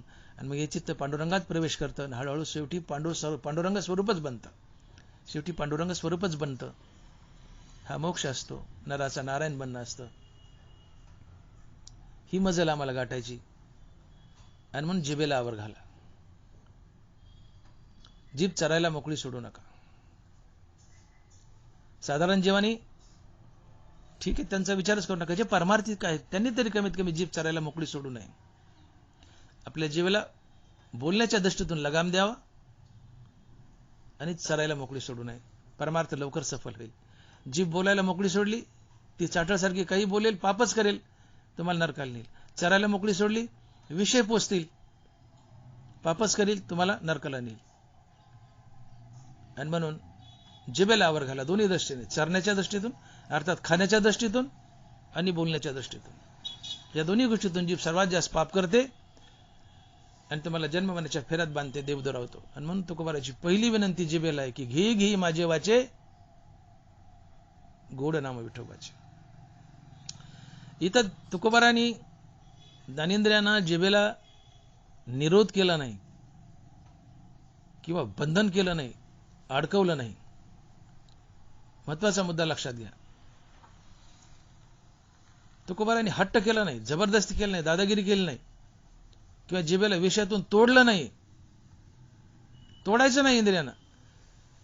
इंद्रियांना विषयात चरू द्यायचं, फक्त विषय बदलायचा. इकडचं दार इकडं मोडायचं. जीभ चरते ना, विषयात चरते ना, तिला चरू द्यायचं, पण गलिच्छ बोलण्यात नाही किंवा खाण्यापिण्यात नाही. तिला तिथून काढायचं आणि पांडुरंगाच्या दिशेने न्यायचं आणि विठ्ठल नामात चरू द्यायचं. ज्ञानेंद्रियाला विषय भोगू द्यायचे, विषयातून बाहेर काढायचं नाही. विषय भोगू द्यायचे, पण विषय बदलायचे. बाहेर काढायचे नाही म्हणजे विषय बदलायचे. नैसर्गिक दृष्ट्या ज्या विषयात ते रत आहेत त्यातून बाहेर काढायचे आणि भगवंताच्या दिशेने लावायचे. अर्थात गलिच्छ बोलण्यातून, गलिच्छ खाण्यातून जीभ काढायची आणि तिला विठ्ठल नाम घ्यायला लावायचं. विषयातच राहू द्यायची, पण विषय बदलायचा. विषय बदलायचा. वाईट बोलण्यातून काढायची आणि विठ्ठल नाम घेण्याकडे लावायची. नजरे बदली, निगाहे बदली. नजरे बदली, निगाहे बदली. दारं मोडायचे इकडचे इकडं. आणि म्हणून इंद्रियांना विषयातून परावृत्त करू नका, एकदम बाहेर काढू नका. इंद्रिय बी हट्टी आहेत, बलवान आहेत. हो, तीही की ती कासावीसी. या इंद्रियाची प्रौढी ऐसी, तीही की ती कासावसी. जशी मंत्रज्ञाते विवसी भुलविगा. बलवान आहेत ते. विषयाच्या रूपाने येतात, तुम्हाला विषयात ओढतात, झुकांडा मारतात. जे मना सदा मुठी धरून राहते. अभ्यासाची ताटी, यमनियमाची ताटी, अभ्यासाची घरटी, जे सदा मना मुठी धरून राहती, तीही की ती कासावीसी. या इंद्रियाची प्रौढी ऐसी, जसा मांत्रिकाते विवसी भुलविगा. हाडळ जसे मांत्रिकाला भुलवते, चकडा मारून निघून जाते, तसे इंद्रिय तुम्हाला भुलवतात, भुरळ पाडतात, रिद्धिसिद्धीच्या निमित्ताने येतात. हे विषय कैसे पावती रिद्धिसिद्धीचे निमित्ते. आणि मग या रिद्धिसिद्धीच्या चमत्कारात तुम्ही अडकता आणि शेवटी विषयातच अडकता आणि पतन करून घेता. इंद्रिय बलवान आहेत, त्यांच्यावर दादागिरी करू नका. जसं मी बोललो की अग्नीला लाकडं टाकले, अग्नी विजत नाही, भडकाव जास्त पेटते, भडका होतो. इंद्रियाला जास्त दाबलं, दादागिरी केली, त्यांचा निरोध केला, जास्त पेटून उठतात, अग्नीसारखा भडका होतो. आणि म्हणून त्यांच्यावर दादागिरी करण्यापेक्षा त्यांना इंद्रियांना विनंती करायची, समजावायचं, गोड बोलायचं. आणि तुकोबारांनी तेच केलंय. त्यांना विनंती केली, प्रेमानं समजावलं की घे घे माझे वाचे गोड नाम विठोबाचे. गोडीने समजावले तिला आणि विठ्ठलाच्या नामाकडे आणले ना, तर जीभ विठ्ठल नाम घ्यायला लागली. आणि मग ही जीभ म्हणते अमृताहुनी गोड नाम तुझे देवा. राम रसाचे चवी हा नरस रुचती की. आणि मग ही जीभ विठ्ठल नाम घेऊ लागली. बस मग काय हाताला चालतं. विठ्ठल नाम घ्यायला लागली जीभ की मिटलंच की हो. देव भेटतोच एक ना एक दिवस. मुखी नाम हाती मोक्ष, मुखी नाम हाती मोक्ष, ऐशी साक्ष बहुताची. देव भेटतोच. जीभ आता नाम घ्यायला लागली. आणली आपण इकडं, पण विनंती करून आणली, चुच करून आणली. घे घे माझे वाचे गोड नाम विठोबाचे. आणि मग एकट्या जीवेवरच कसं भागेल? बाकीचे इंद्रिय आणावं लागतील, डोळा आणावं लागेल. दुसऱ्या चरणात महाराज म्हणतात, तुम्ही घ्या रे डोळे सुख, पहा विठोबाचे मुख. तुम्ही घ्या रे डोळे सुख, पहा विठोबाचे मुख. डोळ्यालाही इंद्रियातून, डोळ्यालाही विषयातून परावृत्त करायचे. आणि विठ्ठलाच्या रूपावर आणून स्थिर करायचे. जिभेनंतर डोळाचा असा ज्ञानेंद्रिय की जो नंबर 2 चा पापी आहे. जीभ नंबर 1 ची पापी आहे, डोळा नंबर 2 चा पापी आहे. हो. रूप हा डोळ्याचा विषय आहे. रूप 2 प्रकारचे, भ्यासुर आणि सुरेख. भ्यासुर आणि सुरेख रूपाचे स्वरूप देख, जे उपजवी सुखदुःख नेत्रद्वारे. रूप हा डोळ्याचा विषय. रूप 2 प्रकारचं, भ्यासुर आणि सुरेख. सुरेख रूप डोळ्याला आवडतं, भ्यासुर रूप घाणेरडं रूप डोळ्याला आवडत नाही. निसर्गात डोळ्याला सुरेख रूप सुंदर रूप आवडतं. आणि मग मोटरसायकलवर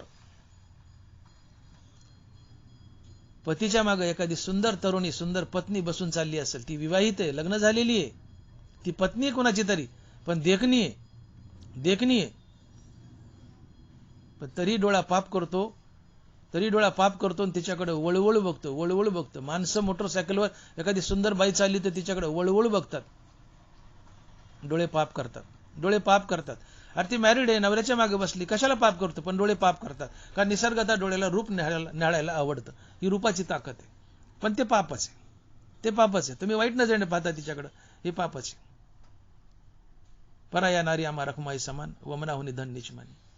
परद्रव्य परनारी यांचा धरी विटाळ. तुम्ही निहाळता, पापच आहे. डोळा पाप करतो आणि तुम्हाला नरकाला नेतो. आणि मग बघा ना, एखाद्या ऑफिसमध्ये उदाहरणार्थ एखादा साहेब आहे मोठा आणि कशी पार्शलिटी असते. एखादी सुंदर देखणी तरुणी मुलगी, अनमॅरिड देखणी तरुण मुलगी एखाद्या ऑफिसरकडे नोकरी मागायला गेली. त्या ऑफिसरच्या तोंडातून लाळ टपकते. ती रूपाची ताकद आहे. प्रथमतः तो ऑफिसर त्या बाईला, त्या मुलीला निहाळतो, अपाद मस्तक निहाळतो आणि तिच्याच इतक्या प्रेमाने पेश येतो. कोण आपण मॅडम, कुणीकडे आल्या, काय काम काढलं. अतिशय गोड बोलतो, कारण डोळ्याला रूप आवडतं. आणि मग त्या माणसाला त्या तरुण मुलीबद्दल राग अर्थात प्रेम निर्माण होतं. या ना, बसा ना, आपण कोण. सर म्हणते मी नोकरी मागायला आले. बरोबर देऊ ना सर, कोणती नोकरी देणार. अहो तुम्ही मागाल ते देऊ, काय नोकरीचा दुष्काळ, ते मागावी आम्ही द्यावी, मागाल ते देऊ. डोळ्याने सुरेख रूप पाहिलं, मनात पाप आले. आणि डोळ्याने सुरेख रूप पाहिले, त्या स्त्रीबद्दल ऑफिसरच्या मनात पाप आले. डोळे पाप करतात. तिच्याशी सद्वर्तन केलंय, सद्वर्तन पुण्यात जन्म झालाय मान्य आहे, पण हे पापच आहे की तिच्याबद्दल वाईट भावना ठेवली, हे पापच आहे. तेच एखादी भ्यासूर कुरूप अतिशय घाणेरडी उबडधबड गलिच्छ मुलगी आली नोकरी मागायली, तिला पाहताच याच्या डोळ्याला वाईट वाटलं, द्वेष, तिचं रूप पाहताच याला द्वेष, घृणा निर्माण झाली. आणि ती नोकरीचा विषय काढलाय, काय बापाची पेंड आहे का, खजिना का माझ्यापाशी, का खाणे नोकरीची, चला निघा इथून, नोकरी वगैरे काही नाही. तिला दुखवलं, निंदापर बोलला, वाईट बोलला, तिला दुखवलं, परपीडा केली, पापाचा जन्म झाला. डोळे पाप करतात.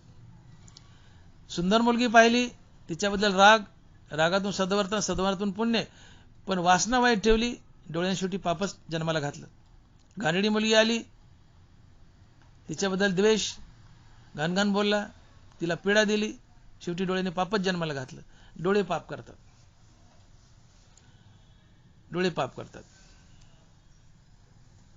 डोळ्याचे विषय भोगू नका.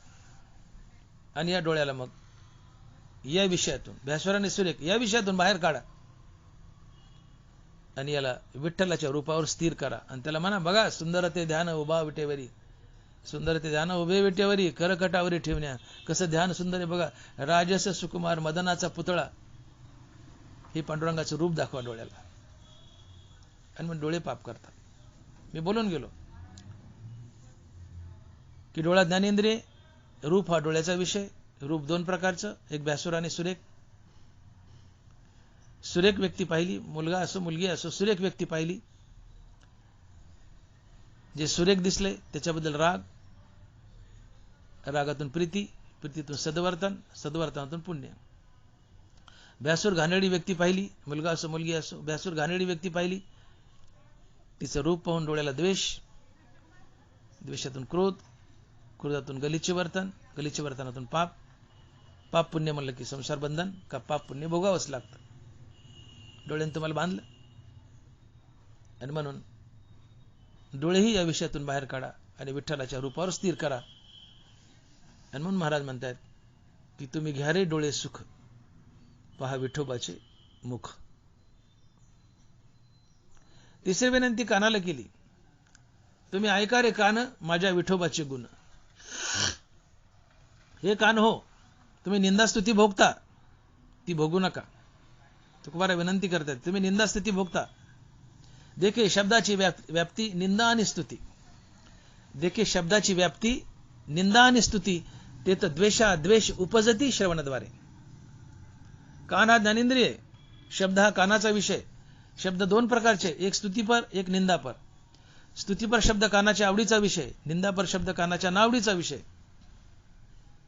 एखाद्याने तुमची स्तुती केली तोंड भरून, ज्याने स्तुती केली त्याच्याबद्दल राग अर्थात प्रीती प्रेम, या प्रीतीतून अर्थात या रागातून त्यासोबत सद्वर्तन, सद्वर्तनातून पुण्याचा जन्म.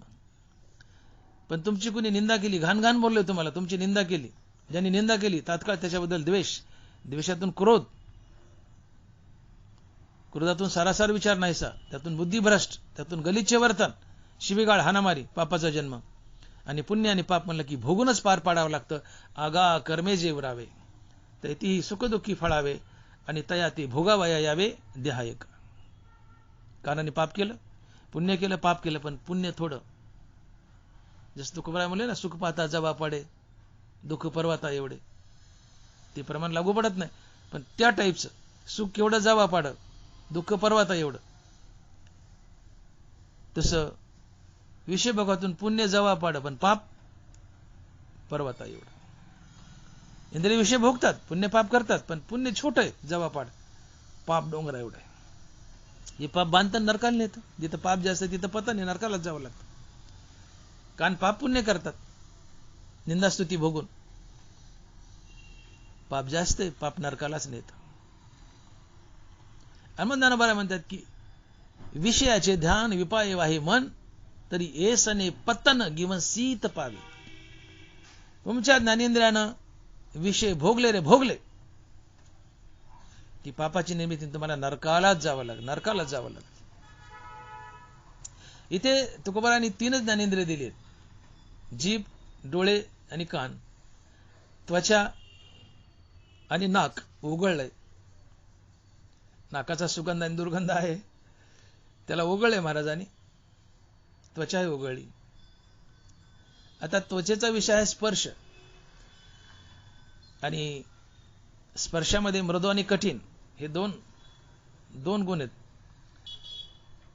मृदू आणि कठीण स्पर्शाचे दोन गुण, जे वपूचे निसंगे कारण संतोष खेदा. मृदू स्पर्श त्वचेला आवडतो, कठीण स्पर्श आवडत नाही. तर आपली जी लैंगिक भावना आहे, ज्याला आपण सेक्स म्हणतो, तो मृदू स्पर्शात मोडतो.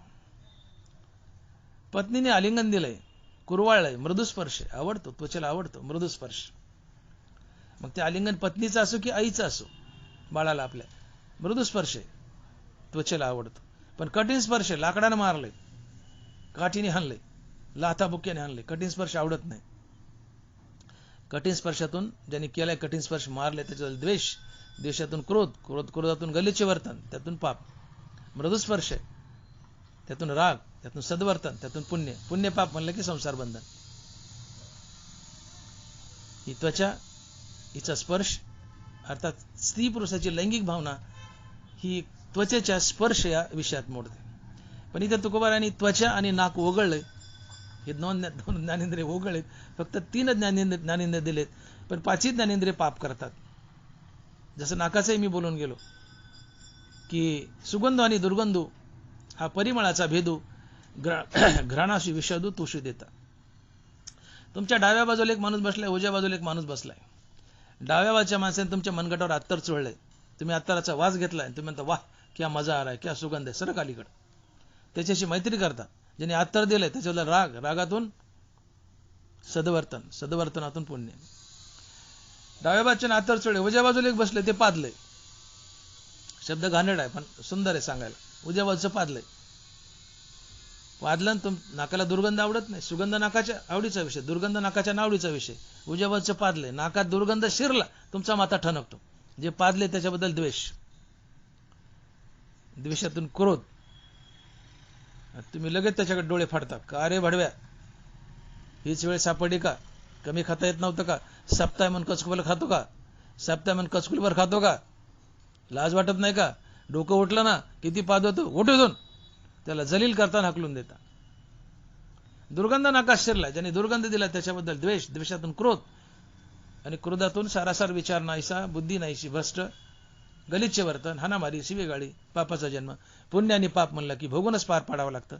संसार बंधनात तुम्ही अडकता. आगा कर्मे जे वरावे, ही पाची ज्ञानेंद्रिय संसारात बांधतात. म्हणून स्तुतीने आनंदू नका, निंदेने दुःख होणार नाही. सुगंधाने आनंदू नका, दुर्गंधाने दुःख होणार नाही. पहिलं स्तुतीने आनंदू नका, निंदेने दुःख होणार नाही. स्तुतीने आनंद झाला, निंदेने दुःख होईलच. सुगंधाने आनंदू नका, दुर्गंधाने दुःख होणार नाही. सुगंधाने आनंदी झाला, दुर्गंधाने दुःख होणारच. सुरेख रूपाने आनंदू नका, भ्यासूर रूपाने दुःख होणार नाही. सुरेख रूपाने आनंद झाला, भ्यासूर रूपाने दुःख होणारच. मृदू स्पर्शाने आनंदू नका, कठीण स्पर्शाने दुःख होणार नाही. मृदू स्पर्शाने आनंद झाला, कठीण स्पर्शाने दुःख होणारच. गोड रस खाल्ल्याने आनंदू नका, कडू रस खाल्ल्याने दुःख होणार नाही. गोड रसाने आनंद झाला, कडू रसाने दुःख होणारच. हे ज्ञानेंद्रियाचे विषय टाळा. हे विषय जया ते ना कळती तया, सुख दुःख दोन्ही न पवती, आणि गर्भवासू संगती नाही तया. ज्ञानोबर आहे. तुम्ही ज्ञानेंद्रियाच्या विषयाचा त्याग केला, मी आता बोललो, हे ज्ञानेंद्रियाच्या विषयाचा त्याग केला तर त्याला सुख दुःख दोन्ही होत नाही.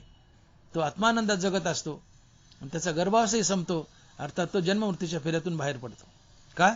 ज्ञानेंद्रियाचे विषय भोगले नाही तर पाप पुण्यच नाही. पाप पुण्य नाही तर संसार बंधन नाही. त्याचा गर्भवास संपला, तो मुक्त झाला.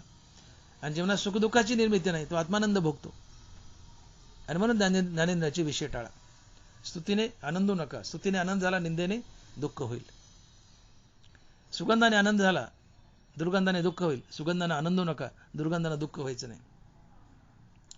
गोड रस खाल्ल्याने आनंदू नका, कडू रस खाल्ल्याने दुःख होणार नाही. गोड रसाने आनंद झाला, कडू रसाने दुःख होईलच. मृदू स्पर्शाने आनंदू नका, कठीण स्पर्शाने दुःख होणार नाही. मृदू स्पर्शाने आनंद झाला, कठीण स्पर्शाने दुःख होईलच. अशा प्रकारे ज्ञानेंद्रियाचे विषय टाळा. इंद्रिय बलवान आहेत, या इंद्रियांना विनंती करा आणि यांना या विषय भोगातून, या ज्ञानेंद्रियांना या विषय भोगातून, विषय म्हणजे केवळ स्त्री पुरुषाची लैंगिक भावना एवढाच विषय शब्दाचा अर्थ नाही.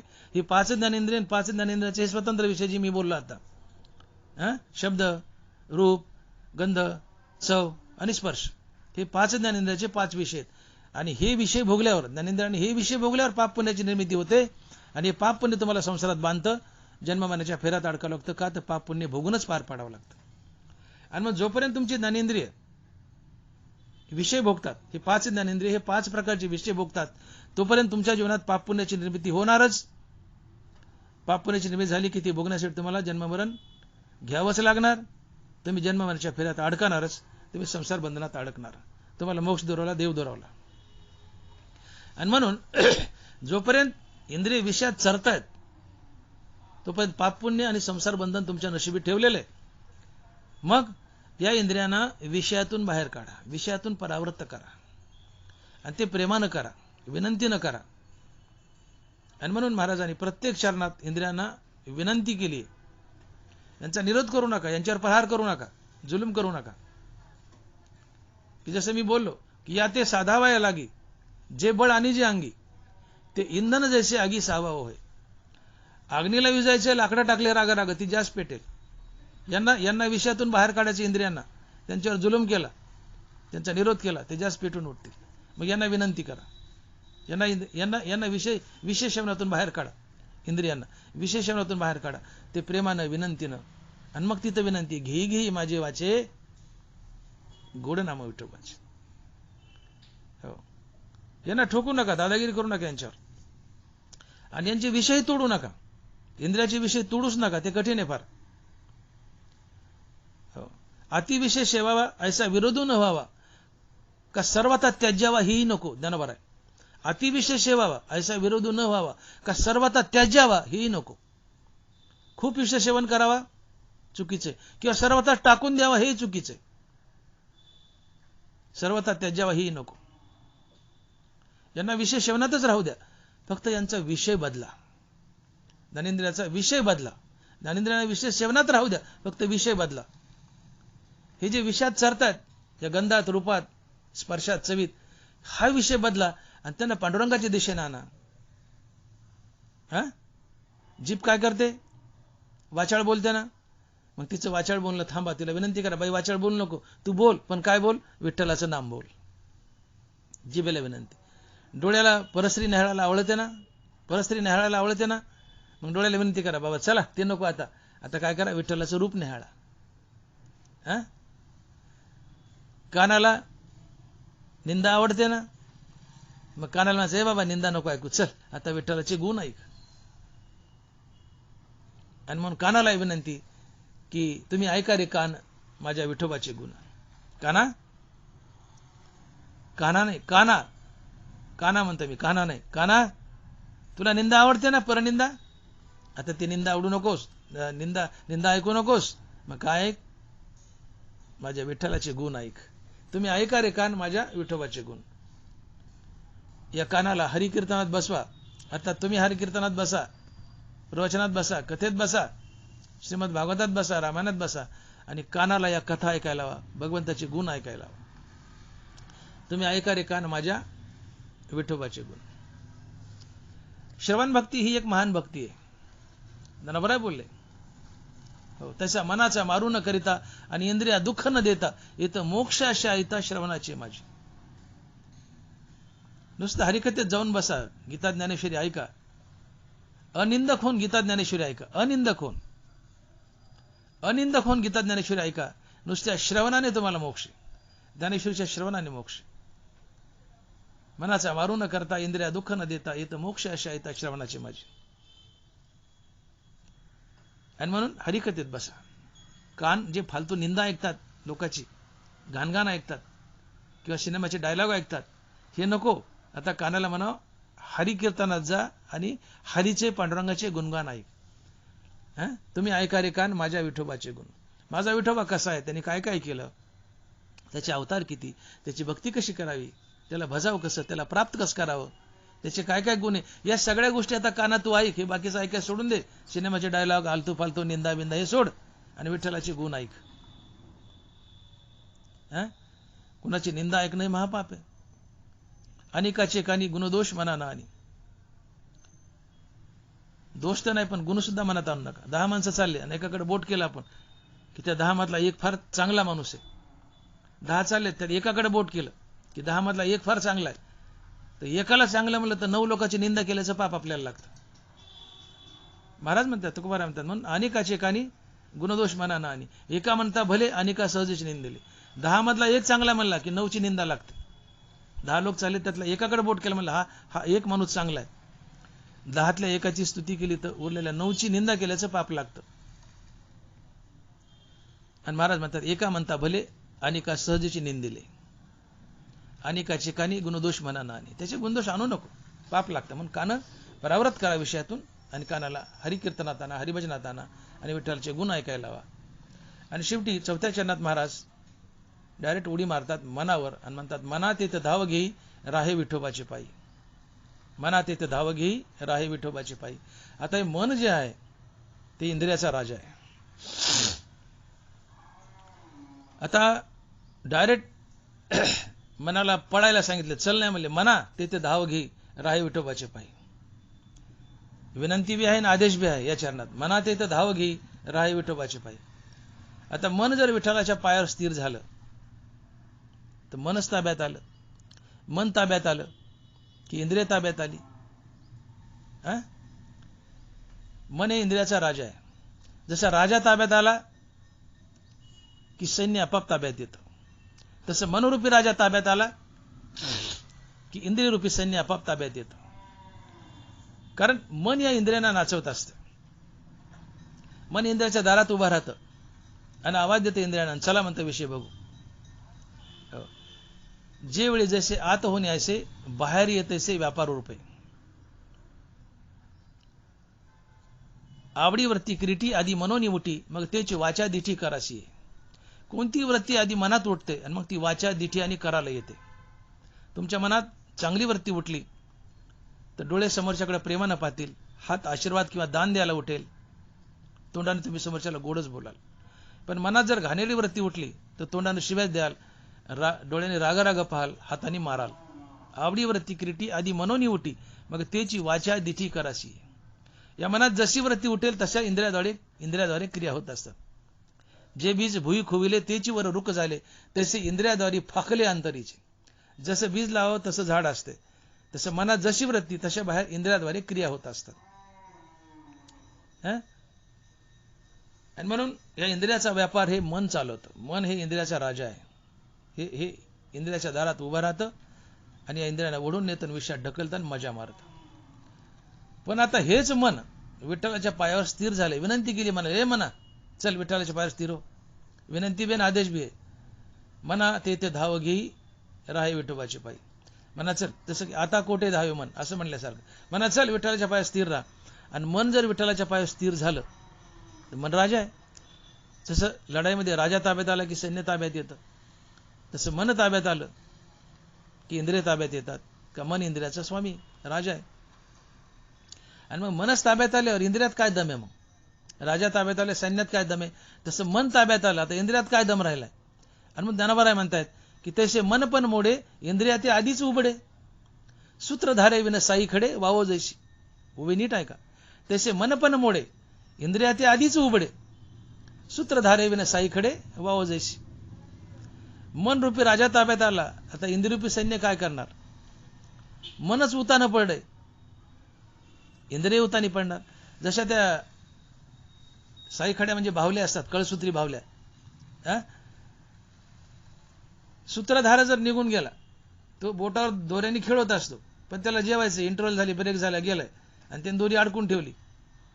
आता त्या बाहुल्या उतान्या पडल्या. सूत्रधारे विन साई खडे वावो जैसी. तो दोऱ्याने नाचवणारा, बाहुल्या नाचवणारा जेवायला गेलाय, दोरा अडकून ठेवलाय, त्या बाहुल्या उतान्या पडल्या. तसं इंद्रियाला नाचवणारं मनच उतानं पडलंय किंवा मेलय तर इंद्रिय उतानी पडणार. सूत्रधार जेवायला गेल्या, बाहुल्या उतान्या पडल्या. मन मेलय, इंद्रिय उतानी पडली. मन उतानं पडलं, इंद्रिय उतानी पडली. तसे मन पण मोडे म्हणजे मेलय ते मन पण मोडे इंद्रिया ते आधीच उबडे. सूत्रधारे विन साईकडे वाव जैसी. सूत्रधार दोरा नाचवणारा निघून गेलाय जेवायला, दोरा अडकवला, बाहुल्या उतान्या पडल्यात. मनाचा मन पण मोडलाय, अर्थात मन पांडुरंगाच्या चरणात स्थिर झाले, मन मेलय, इंद्रिय उतानी पडली. इंद्रिय ताब्यात आली. मन ताब्यात आलं, इंद्रिय ताब्यात आली. मन उतानं पडलं, इंद्रिय उताने पडली. तसे मन पण मोडे इंद्रिया ते आधीच उबडे. सूत्रधारे विना साईकडे वाव जैशी.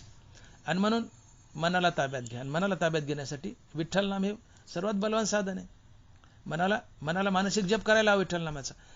आता जीप तर करायच लागली, जीप त्यासोबत जीप तर मानसिक जप करतेच किंवा वैखरी जप करते. जीप विठ्ठलाचं नाव घ्यायला लागली, वैखरी जप चालू आहे, पण मनालाही मानसिक जप करायला हवा. आता मनही विठ्ठल नाम घ्यायला लागले. विठ्ठल नामात त्याला गोडी दिसली, ते विठ्ठलाच्या चरणाकडे धावलं, विठ्ठलाच्या चरणावर स्थिरावलं, मन स्थिरावलं, इंद्रिय स्थिरावली. कारण मन राजा आहे. मन रूपी राजा ताब्यात आला की इंद्रिय रूपी प्रजा ताब्यात येते. मनाचा मनपणा मोडला की मन उतानं पडतं, सोबत इंद्रिय उतानी पडतात. अर्थात मनासहित इतर पाची ज्ञानेंद्रिय तुमच्या ताब्यात आली. कशी? तर ती भगवंताच्या दिशेने वळवून. आणि म्हणून फक्त इकडचं दारं मोडायचं आणि इकडं पाणी सोडायचं, इकडचं दारं मोडायचं, इकडं पाणी सोडायचं. इंद्रिय विषयातून काढायची आणि भगवंताच्या दिशेने वळवायची. इंद्रियाच्या विषयाचा निरोध करायचा नाही, त्यांना टोटल विषय थांबा म्हणायचंच नाही. इंद्रियांना विषयात चरू द्यायचं, पण विषयाचं स्वरूप बदलायचं. इंद्रिय या ज्या बाकीच्या घाणेरड्या विषयात चरतायत, रूप निंदास्तुती, इकडे जे चरतायत तिकडून काढायचे आणि विठ्ठलाच्या दिशेने वळवायचे. त्यांना विठ्ठलाचं गुणगान करायला लावायचं, विठ्ठलाचं रूप न्यायला लावायचं, विठ्ठलाचं गुणगान ऐकायला लावायचं, विठ्ठलाच्या नामस्मरण करायला लावायचं. ही इंद्रियाला आणि मनालाही. मन ताब्यात आली, इंद्रिय ताब्यात आली. आणि मग शेवटी महाराज शेवटच्या चरण म्हणतात, तुका म्हणे जीवा नको सोडू या केशवा. मग आता हे मन ताब्यात आलंय, सोबत इंद्रिय ताब्यात आलीत. मग जीव हा मूळचाच परमात्मा आहे. जीवाबद्दल बोलताना ज्ञानोबा बोलले की हा परमात्माची परी दुसरा, हा परमात्माची परी दुसरा, अहंकार निद्रा निरसुरा, स्वप्नीचे वरभरा संतोष शेने.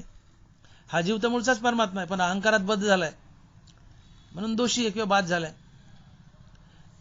जीव म्हणजे काय? परमात्म्यात अहंकार मिसळला की परमात्मा जीव होतो. म्हणून आपल्या हृदयात परमात्मा उभा आहे, बाजूला अहंकार उभा आहे. पण रामनामानं अहंकार जाळला की खाली फक्त परमात्मा उरतो. जे परमात्मा आहे आणि अहंकार आहे हा जीव आहे. पण रामनामानं अहंकार जाळला, अहंकार संपला, खाली जीवच उरला. हा जीव मूळचा परमात्मा आहे. समजतंय ना? हा परमात्मा आहे, बाजूला अहंकार आहे, दोन्ही मिळून जीव आहे. परमात्मा अधिक अहंकार बरोबर जीव. पण रामनामानं अहंकार जाळला, अहंकार संपला, तर खाली फक्त परमात्मा उरला. मग जीव परमात्मा झाला ना, म्हणजे जीव मूळचाच परमात्मा आहे. जीव मूळचाच परमात्मा आहे. आणि म्हणून महाराज म्हणतात की तुका म्हणे जीवा नको सोडू या केशवा. हे जीवा तू मूळचाच केशव आहेस, आता केशवाला सोडू नको. तू मूळचाच केशव आहे, पण अहंकारानं बद्ध झालता, बाद झालता. आता अहंकार गेलाय, इंद्रिय ताब्यात आली, नाम घ्यायला लागली, अहंकार बी गेलाय. मग आता तुझ्यातला अहंकार गेला जेव्हा, आता जेव्हा तू देव झाला, तू केशव झाला, मग त्या केशवाला सोडू नको. मग तुका म्हणे जीवा नको सोडू या केशवा. विठोबा रखुमाई, जय जय विठोबा रखुमाई, विठोबा रखुमाई, जय जय विठोबा रखुमाई. सारांश, आपली इंद्रिय बलवान आहेत, आम्ही इंद्रियाचे दीन आहेत. इंद्रिय विषयात चरतात, प्रत्येक इंद्रियाचा स्वतंत्र विषय. इंद्रिय विषय भोगतात, पाप पुण्याची निर्मिती करतात. आणि पाप पुण्य तुम्हाला संसारात बांधतं का? पाप पुण्य भोगूनच पार पाडावं लागतं. त्यामुळे तुमचा मोक्ष दुरावतो, तुम्ही 84 लक्ष योनीमध्ये अडकता. मग जोपर्यंत इंद्रिय तुम्ही विषय शमनातून बाहेर काढत नाहीत, तोपर्यंत तुम्हाला मुक्ती मिळत नाही. मग इंद्रियांना विषय शमनातून बाहेर काढायचं म्हणजे त्यांना विषय चरू द्यायचं, पण विषयाचं स्वरूप बदलायचं. इकडच्या घाणेरड्या विषयातून काढून त्यांना विठ्ठलाच्या दिशेने वळवायचं. जिभेला विठ्ठलाचं नाम घे म्हणायचं, डोळ्याला विठ्ठलाचं रूप पहा म्हणायचं, कानाला विठ्ठलाचे गुणगान ऐकायला लावायचे, मनाला विठ्ठलाचं नाव घ्यायला लावायचं. मनाचा मनपणा मोडेल, मन ताब्यात येईल. मन ताब्यात आलं की इंद्रिय ताब्यात येतील. मन आणि इंद्रिय ताब्यात आले की तुम्ही जिंकला परमार्थ. तुमचा अहंकार जातो, आणि अहंकार गेला की ज्या जीवात अहंकार आहे म्हणून तो जीव आहे, त्यातला अहंकार गेला की हा जीव देव बनतो, तो मूळचा देव आहे. आणि म्हणून महाराज म्हणतायत की हे जीवा आता सगळं आपल्या मनासारखं झालंय, अहंकार गेलाय. तुझ्यात अहंकार होता म्हणून तो जीव होता, आता अहंकार गेलाय रामनामानं, तो मूळचाच परमात्मा आहे. जीवा तुझ्यात अहंकार आहे, परमात्माचेच तू, परमात्माचे. परमात्मा अधिक अहंकार बरोबर जीव. या परमात्म्यात अहंकार मिसळला म्हणून जीव आहे, पण अहंकार रामनामानं गेलाय की आता परमात्माच उरला. मग जीवा तू मूळचाच परमात्मा आहे, पण अहंकाराने बद्ध झालता म्हणून जीव झालता. आता तुझ्यातला अहंकार गेलाय, जीवा तर तू परमात्माच आहे, मूळचा आहे परमात्मा आहे. मग आता जीवा तू केशव झालायस, मग या केशवाला सोडू नको, केशवाला घट्ट धरून ठेव. अर्थात तुम्ही आम्ही केशव स्वरूप बनतो, आमचा जीव केशव रूप बनतो. आणि म्हणून तुका म्हणे जीवा नको सोडू या केशवा. ज्ञानेश्वर माऊली, ज्ञानराज माऊली तुकाराम, ज्ञानेश्वर माऊली, ज्ञानराज माऊली तुकाराम. विठ्ठल जय जय विठ्ठल, जय विठ्ठल जय जय विठ्ठल. बोली लिली कुरे वेडी वाकुडी उत्तरे, करा क्षमा अपराध महाराज तुम्ही सिद्ध. नाही विचारीला अधिकार मी आपुला, करा क्षमा अपराध महाराज तुम्ही सिद्ध. तुका म्हणे ज्ञानेश्वरा राखा पायापैकी करा, करा क्षमा अपराध महाराज तुम्ही सिद्ध. ज्ञानदेव तुकाराम, ज्ञानदेव तुकाराम, तुकाराम तुकाराम तुकाराम तुकाराम तुकाराम तुकाराम तुकाराम तुकाराम. पुंडलिक वरदे विठ्ठल श्री ज्ञानदेव तुकाराम. गोपाल कृष्ण भगवान की जय. माऊली ज्ञानेश्वर महाराज की जय. जगद्गुरु तुकाराम महाराज की जय. विठ्ठल विठ्ठल विठ्ठल विठ्ठल विठ्ठल विठ्ठल विठ्ठल विठ्ठल विठ्ठल विठ्ठल विठ्ठल विठ्ठल विठ्ठल विठ्ठल.